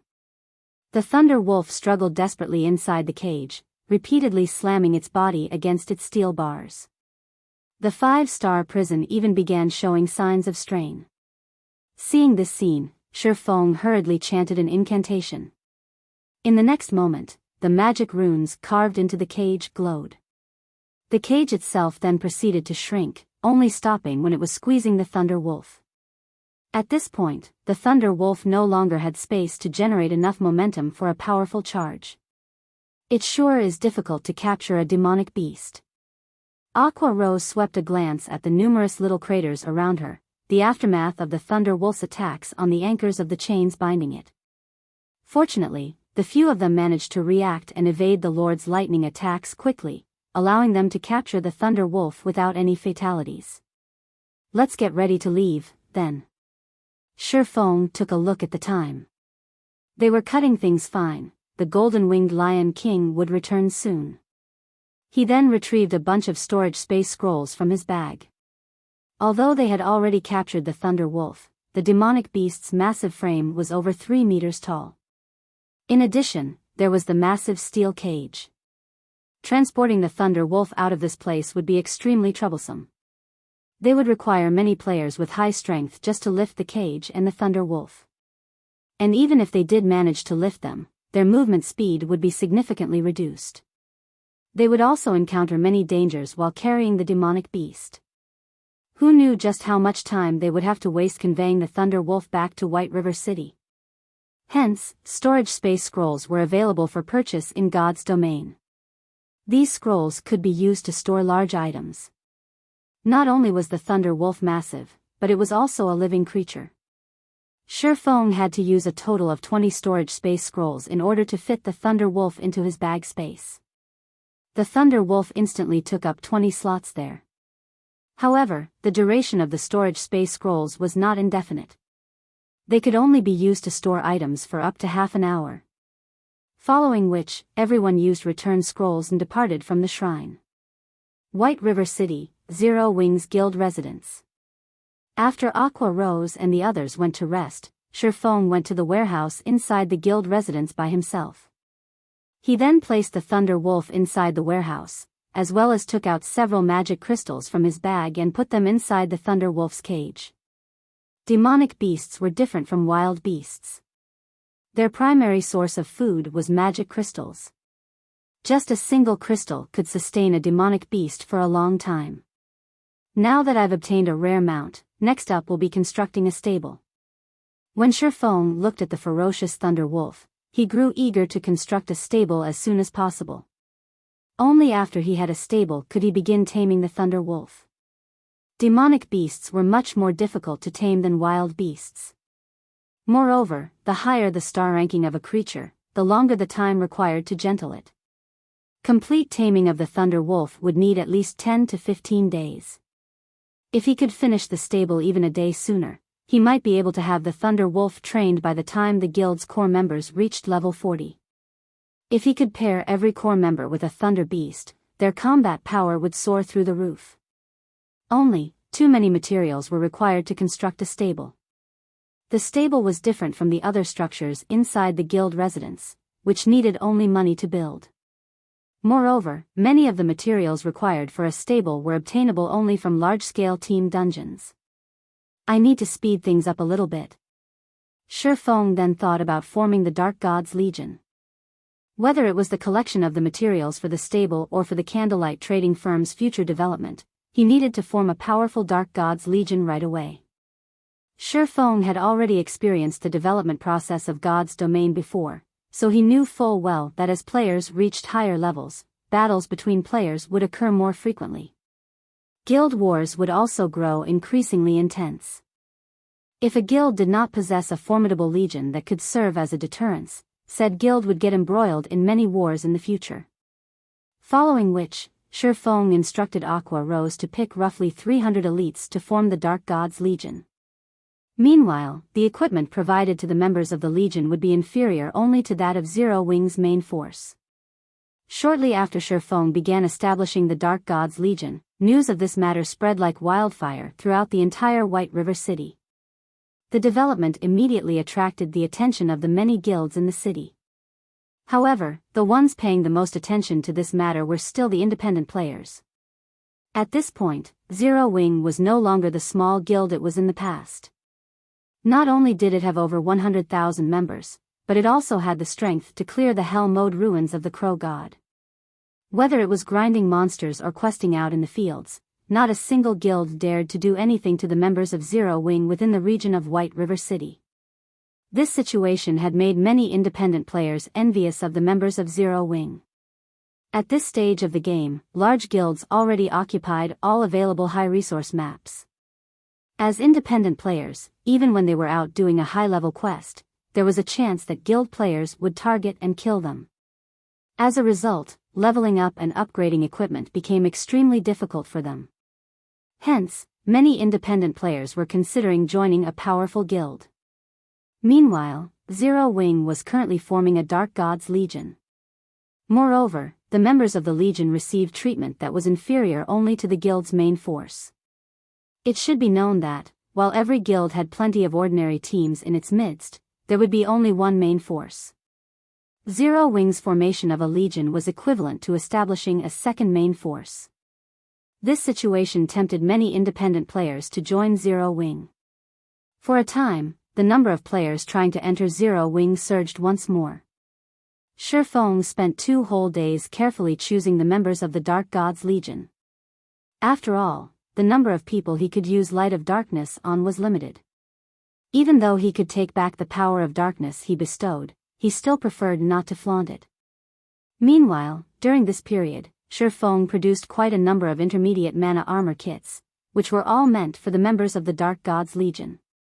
During these 2 days, many things happened throughout God's domain as well.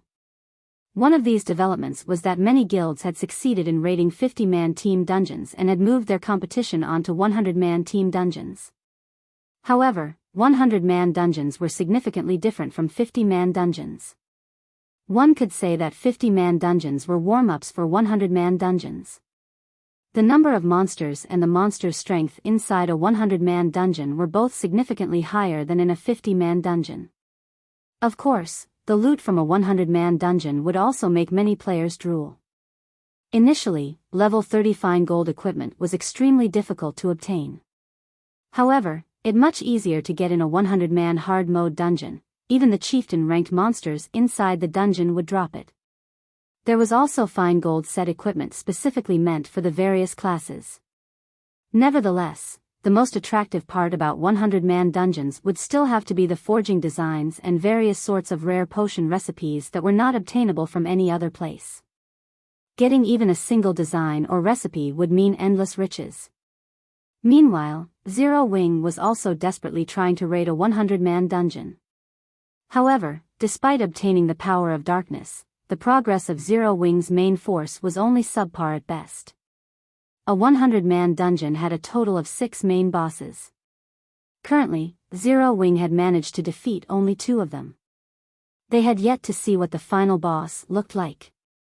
Aside from competing over 100-man dungeons, the next thing that excited players the most was the activation of the Colosseum list. To experts, this was a relatively good benefit.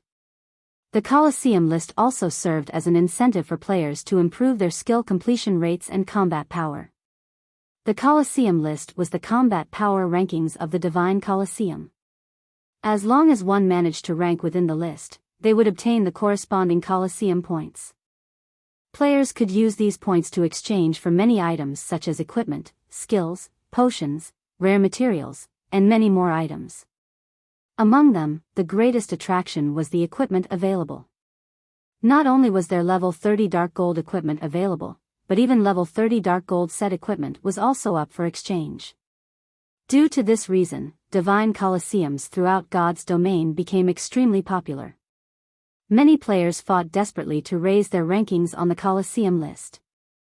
Large guilds sent their core members one after another to challenge the Divine Colosseum. For a time, many hidden experts emerged throughout God's domain, giving players a great shock. Nobody had thought that there were actually so many experts in God's domain. Meanwhile, Shifeng was currently seated in a large private room in the Divine Colosseum of White River City.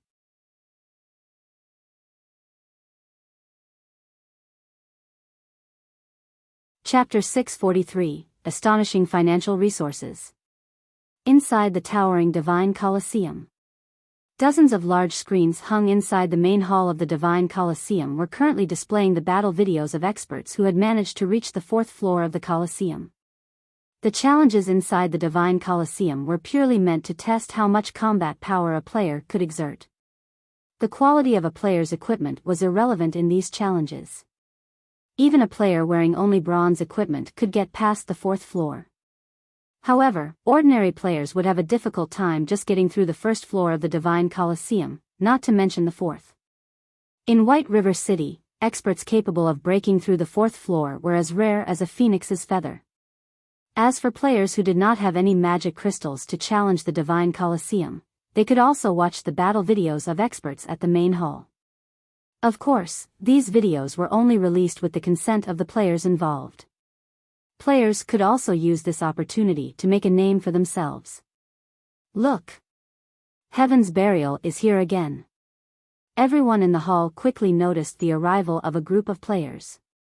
These players were uniformly level 30, and they were members of Heaven's Burial's current main force. If not for the fact that they were aiming to obtain the first clear of a 100-man dungeon, these players would have long since leveled up.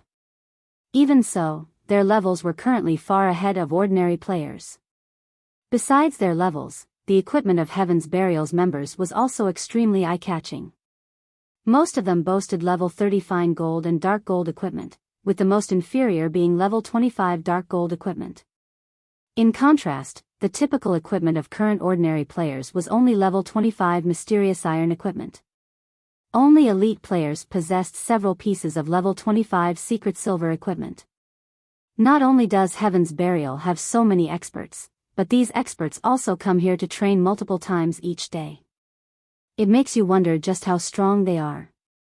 What do you even know? Having more experts in a guild is better, of course. Moreover, by training here, they can increase their rankings on the Colosseum list and earn points to exchange for dark gold equipment. Aside from improving their combat techniques, that's killing two birds with one stone. Why wouldn't they do it? Recently, Heaven's Burial has been growing increasingly stronger. Initially, they had less than 10 members who managed to pass the 4th floor. Now, after only a few days, that number is up to 20. 2 members of the guild even have managed to get to the 6th floor. In the entire White River City, Heaven's Burial is only slightly inferior to Overwhelming Smile and Zero Wing. Isn't that only because the guild is rich? Challenging the trial tower costs 1 magic crystal each time. Normally, when we raid dungeons, we will only get 1 magic crystal after a lot of difficulties. Even then, we still have to split it among several people. After raiding dungeons all day, our turn to get a crystal might still not come. Meanwhile, the members of Heaven's Burial's main force get a daily allowance of 5 magic crystals, so they get to challenge the trial tower 5 times a day. With 100 members in the main force, Heaven's Burial has to spend 500 magic crystals per day. Due to the Divine Colosseum, the current price of magic crystals has long since gone up by several fold. Right now, each crystal is worth 20 silver, yet there is a shortage. There is still room for prices to rise. That's right. I knew I should have stocked up on some magic crystals. I would have been able to make a small fortune by now. It would be great if I could become a member of Heaven's Burial's main force. Many players looked on with envy as the members of Heaven's Burial walked towards the trial tower. Not even the wealthy Overwhelming Smile could afford such extravagance. Currently, 500 magic crystals were equivalent to 100 gold. Of course, a majority of these magic crystals came from the dungeons raided by the guild. Otherwise, even Heaven's Burial would find it extremely taxing to fork out 100 gold every day. Meanwhile, Shifeng, who had rented a large private room in the Divine Colosseum, was currently standing before 300 people. These people were all players he had selected for the Dark Gods Legion. Currently, everyone in the Dark Gods Legion was feeling excited. These members had not expected to be able to meet their legendary guild leader, Black Flame, in person. Moreover, Black Flame was even going to nurture them himself. This training was a privilege that was not available anywhere else in the entire Starmoon Kingdom. Nobody in Starmoon Kingdom did not know of one Hitazura, the publicly acknowledged number 1 expert of Starmoon Kingdom. Tuition with the number 1 expert of Starmoon Kingdom was a privilege beyond price. I'll put this out first. Although you all official members of the Dark Gods Legion and get to enjoy extremely high benefits, the Dark Gods Legion operates on an elimination system. Waiting behind you are 700 reserve members. If your strength is found wanting, a reserve member will take your place, Shifeng said in a somber tone. From today onwards, each of you will receive 10 magic crystals daily to challenge the trial tower. I will rank you based on your battle record in the trial tower. At the end of each week, I will compare the last 30 official members with the top 30 reserve members. The winners will be official members, while the losers will go on the reserve team. Everyone could not help but gasp. The competition was incredibly intense. Up to 30 people might switch out each week. However, everyone was also shocked at Zero Wing's generosity. The Dark Gods Legion had 300 members in all. If every member could spend 10 magic crystals a day, that meant that Zero Wing would expend a total of 3,000 crystals, or 600 gold, daily. This outlay was simply inconceivable. Even a first-rate guild did not boast such frightening financial resources. What no one knew was that, even if Zero Wing had that much money, it was impossible to purchase so many magic crystals. Currently, the various large guilds were treating magic crystals like strategic resources. They would not sell any of their magic crystals at all. One could only purchase a small amount from independent players. However, even before the release of the Divine Colosseum, Shifeng had already tasked Melancholic Smile with purchasing magic crystals in bulk. They had spent practically all the coins they earned stocking up on magic crystals. Currently, the Candlelight trading firm had several warehouses full of magic crystals. Ah, right. I forgot to mention one more thing. The top 30 people will receive an invitation to undergo training together with the guild's top-tier experts, Shifeng laughed. I believe that all of you have probably heard how Zero Wing has a special training ground. Whether you will be able to go there and train will depend on your efforts. Guild leader, you're not tricking us, right? Can we really go to that place? Many Dark Gods members asked in anticipation. They had indeed heard that Zero Wing possessed a specialized training facility in the real world. There, one could ramp up their combat techniques. One could also learn the rumored advanced combat techniques and become a true top-tier expert. Originally, training at that place was a privilege available to only a limited number of core members. Nobody had expected that even official members of the Dark Gods Legion could receive such a treatment. As long as you can enter the top 30, you can naturally go. Shifeng shook his head and laughed.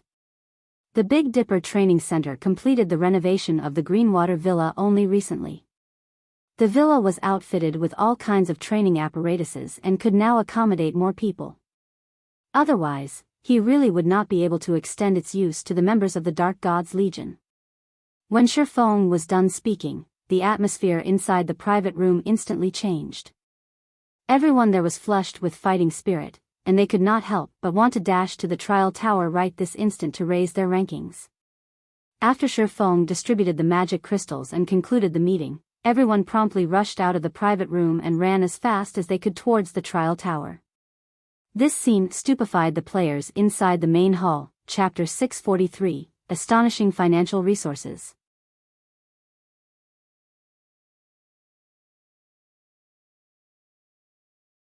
Chapter 644, Secret Competition. How rich is Zero Wing? They're actually sending so many people to the trial tower all at once. They should be members of the newly formed Dark Gods Legion. I heard that the benefits they receive are only beneath what Zero Wing's main force enjoys. Being a guild's core member must be great. They get to enter the trial tower every day. On the other hand, independent players like us can only enter once in a long while. I know, right? Magic crystals drop rate is simply too low in party dungeons. It's only higher in team dungeons. As expected of the number 1 guild of White River City.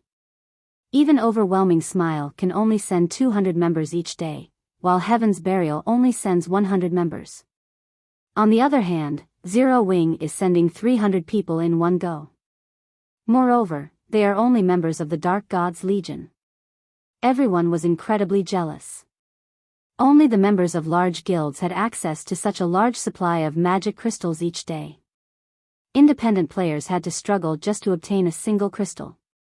As for small guilds, although they could also afford to supply their members with magic crystals, they could not afford to offer a large amount every day. One could gauge a guild's financial strength in White River City by the number of members that entered the trial tower. What's so amazing about Zero Wing? Can its financial strength compare to Overwhelming Smile, the level 30 Guardian Knight, Lone Tyrant, sneered as he entered the Divine Colosseum. Ever since the Dark Star's disbandment, Lone Tyrant held firm to his hatred of Zero Wing. If not for Zero Wing, Dark Star would have been White River City's ruler, and he would have stood as its emperor.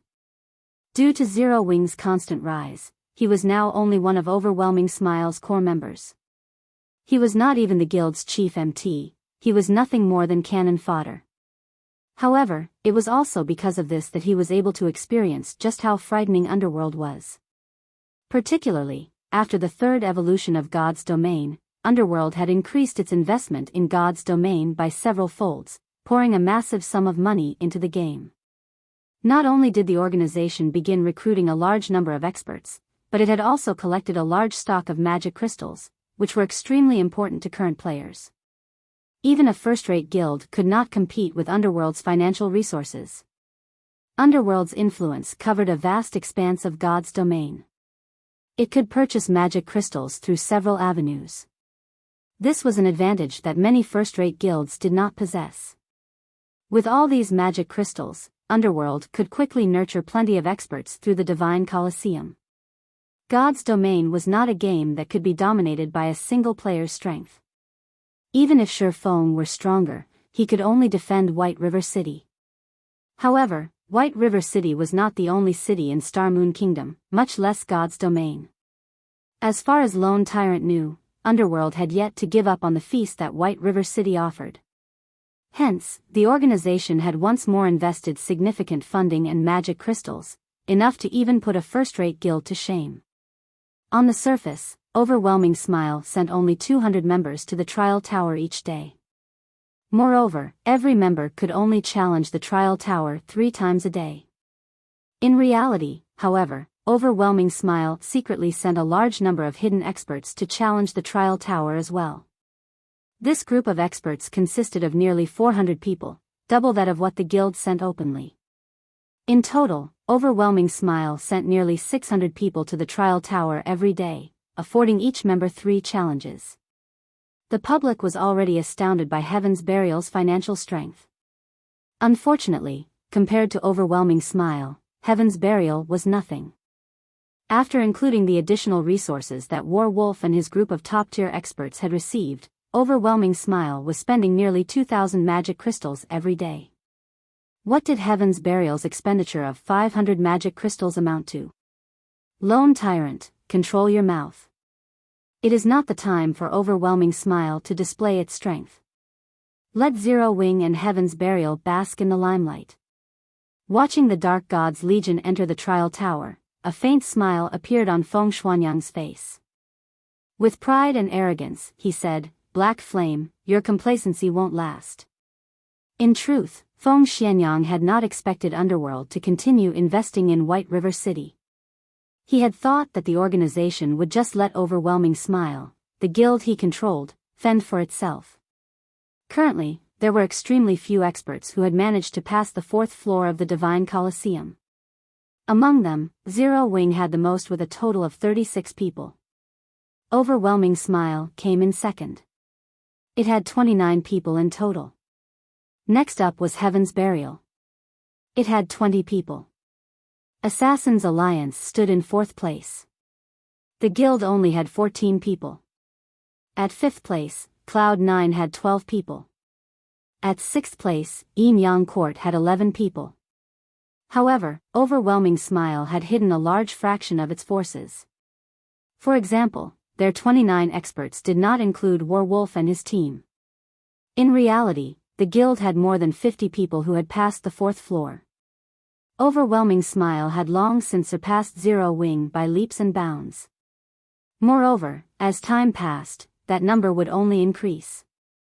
Soon, it would be Overwhelming Smile's turn to rule over White River City. While the various large guilds in White River City competed over the first clear of a 100-man dungeon and compared their progression in the Divine Colosseum, Shi Feng had used the Bible of Darkness to travel to the evil ghost domain. After his 2-day absence, Shi Feng found that District 1 had developed rapidly. The shelter had annexed 6 other shelters and invested all of the soul crystals they obtained into promoting the Lion's Bar, upgrading it to a 2-star bar. Now, the 100 berry wine's production had increased to 50 bottles per day.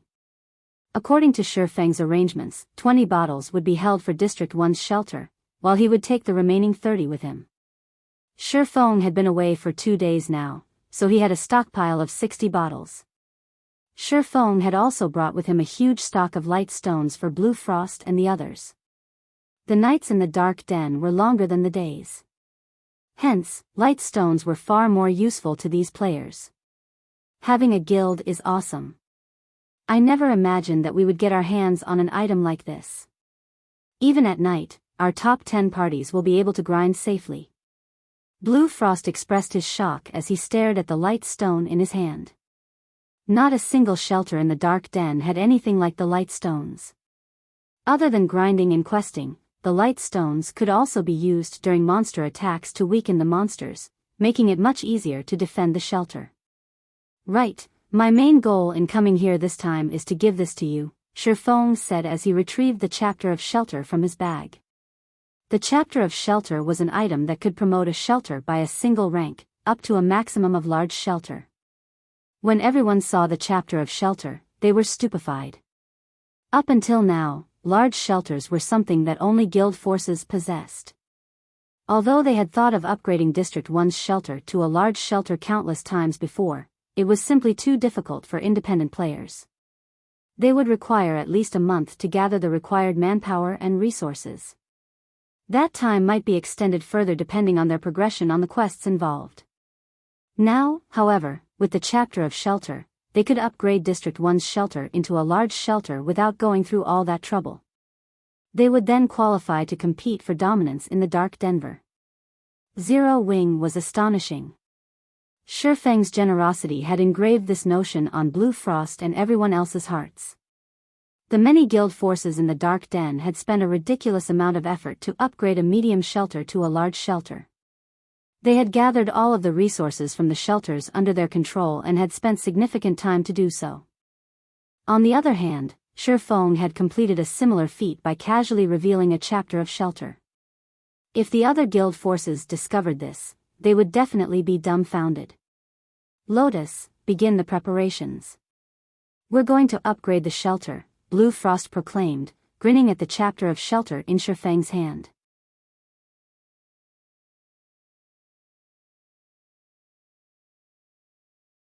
Chapter 645, Administrator. The evil ghost domain was vast. It was roughly the 1/5 the size of Star Moon Kingdom. There were also several shelters within the domain. Among these shelters, some were under the control of large guilds. However, not a single shelter within the evil ghost domain had been promoted to a large shelter until today. One could just imagine how difficult it was to promote a medium shelter to a large shelter. When a medium shelter became a large shelter, its player capacity increased from 30,000 to 100,000. Not only would this increase the shelter's defensive capabilities, but the larger population would also improve collection speed of soul crystals by several times. Most importantly, upon becoming a large shelter, a shelter could have 3 specialties, which was 2 more than a medium shelter. Moreover, these specialties' production volumes would increase significantly. Originally, the 1-star Lion's Bar only produced 20 bottles of 100-berry wine per day. After becoming a large shelter, the Lion's Bar's production of 50 bottles a day doubled. In other words, the 2-star Lion's Bar could produce 100 bottles of 100-berry wine each day. The 100-berry wine was a rare tool that could increase a player's compatibility rate with their weapons for a short time, allowing players to grasp the feeling and subtlety of improved compatibility rates. It was the best item for cultivating experts. The 100-berry wine was far more effective than the trial tower of the Divine Colosseum. Otherwise, with no Divine Colosseums inside the Dark Den, these players would stagnate and fall far behind players elsewhere. Half an hour later, the heavenly crystal pillar inside District 1's shelter released a dazzling red light that shot into the sky. A faint red barrier then began to form around the shelter. For a time, aside from Shifeng and the others who were currently inside the heavenly crystal pillar, every player was teleported out of the shelter. In the next moment, the shelter began to expand. At the same time, new buildings began appearing, one after another. A short while later, the medium shelter's size had increased by 10-fold. When the shelter stopped expanding, a system announcement reached out to every player inside the Evil Ghost domain. Evil Ghost domain system announcement. Congratulations to the shelter of District 1 for becoming the first in the Evil Ghost domain to become a large shelter. Rewarding 1,000 soul crystals to the shelter. All players of District 1 will receive a 2-day protected buff that increases all attributes by 10%. Production volume of the shelter's specialties will be increased by 100% for 7 days. The system announcement excited District 1's stunned players. Our District 1 is too amazing. We actually became a large shelter. We won't have to worry about getting mounts once we reach level 40. Everyone celebrated the new achievement.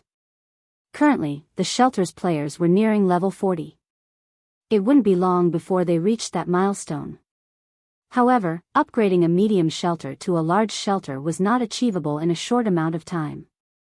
If they wanted to obtain mounts, they would have no choice but to travel to other large shelters and pay an exorbitant fee to purchase one. Moreover, they had to obtain permission from the ruling parties of said shelters beforehand. Otherwise, they would not be able to purchase a mount even if they could afford one. Now, however, they no longer had to worry about such problems. They could just buy a mount at cost price from their own shelter. Meanwhile, the various other shelters in the evil ghost domain were stupefied. Normally, to promote a medium shelter to a large shelter, one had to pool the majority of the resources available within a domain and invest a lot of time. Although District 1 was one of the strongest shelters in the evil ghost domain and had annexed several competitors, it should still require a long time before becoming a large shelter. Yet, after only a few days since District 1 began annexing other shelters, it had successfully upgraded to a large shelter. It was simply inconceivable. Contact the leader of District 1's first party, Blue Frost, immediately. Tell him that our District 9 is willing to submit. How did they manage this so quickly? Wouldn't it be more beneficial to join District 1, rather than joining a guild force, now? We need to head to District 1 and discuss an alliance. Shortly after the system announcement, the top 10 parties of many shelters discussed currying favor with District 1. When a medium shelter became a large shelter, it could hold 70,000 more players than before. It could easily fit the population of 2 or 3 medium shelters. If they could obtain a slot for themselves, they would not have to worry about obtaining mounts in the future. They could also enjoy the various benefits only available in a large shelter. Meanwhile, inside District 1's Heavenly Crystal Pillar, Blue Frost and the others were similarly surprised. Although they had expected the shelter's promotion, they had never expected their hold over the shelter to become more powerful. All along, the shelter belonged to all of its residents. Meanwhile, they, the shelter's top 10 parties, only acted as managers. They were not the owners. The managers were determined through contribution shares. If another party possessed more contribution shares than they did, they would be replaced immediately. Normally, this rule held fast even after a shelter was upgraded.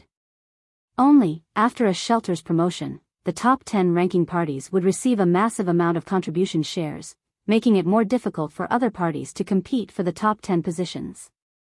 However, while it might be difficult for a guild force to take over a powerful shelter by force, it was not entirely impossible. However, after Shifeng used the chapter of shelter, the management system had changed. Shifeng had become the shelter's administrator. An administrator was far more powerful than the managers. Shifeng could now arbitrarily delist players from District 1, exiling them from the district and the benefits the shelter offered. No other player possessed this authority. Of course, this was useless against the shelter's top 10 parties. Moreover, there was a limit to the number of players an administrator could delist each day. Even so, an administrator's authority was plenty frightening. Now, they had the ability to remove potential threats easily, preventing other shelters from scheming against their shelter. More importantly, an administrator had the authority to veto a decision. For example, if the top 10 parties wished to construct something, even if all 10 parties agreed, the administrator could voice their refusal, and the matter would end there. Moreover, the position of administrator was unrelated to contribution shares. In other words, even if someone else accumulated more contribution shares than the administrator, they could not replace the administrator. The only way to overthrow an administrator and take over a shelter was to assault the entire shelter and destroy it. However, it was not easy to assault a large shelter. In other words, currently, the shelter of District 1 was under Zero Wing's complete control. Outsiders could not steal it. So the chapter of shelter has such a function as well. Shifeng also only learned this after using the chapter of shelter. However, with this, he would not have to worry about losing the shelter to other guilds. he could rule with an iron fist. With that out of the way, he could invest more resources in District 1's shelter, transforming it into an iron fortress. Following which, Shifeng left the shelter's management to Blue Frost. He then purchased all of the available bottles of 100-berry wine from the Lion's Bar and took the massive batch of gemstones Blue Frost had prepared before returning to White River City. As the shelter had just upgraded to a large shelter, its specialties production had improved. As a result of the 7-day bonus, the Lion's Bar could produce up to 200 bottles of 100-berry wine each day. However, as Blue Frost and the others had already purchased 50 bottles, there were only 150 bottles remaining. Even so, Shifeng was satisfied with this amount. Even one bottle of 100-berry wine could tempt many experts, not to mention 210 bottles. With this many, he could raise the combat power of Zero Wings core members to a whole new level. You're tuning into the Biyao's Wuxia Chronicles YouTube channel. Don't forget to subscribe and join us on this journey to catch the most captivating stories.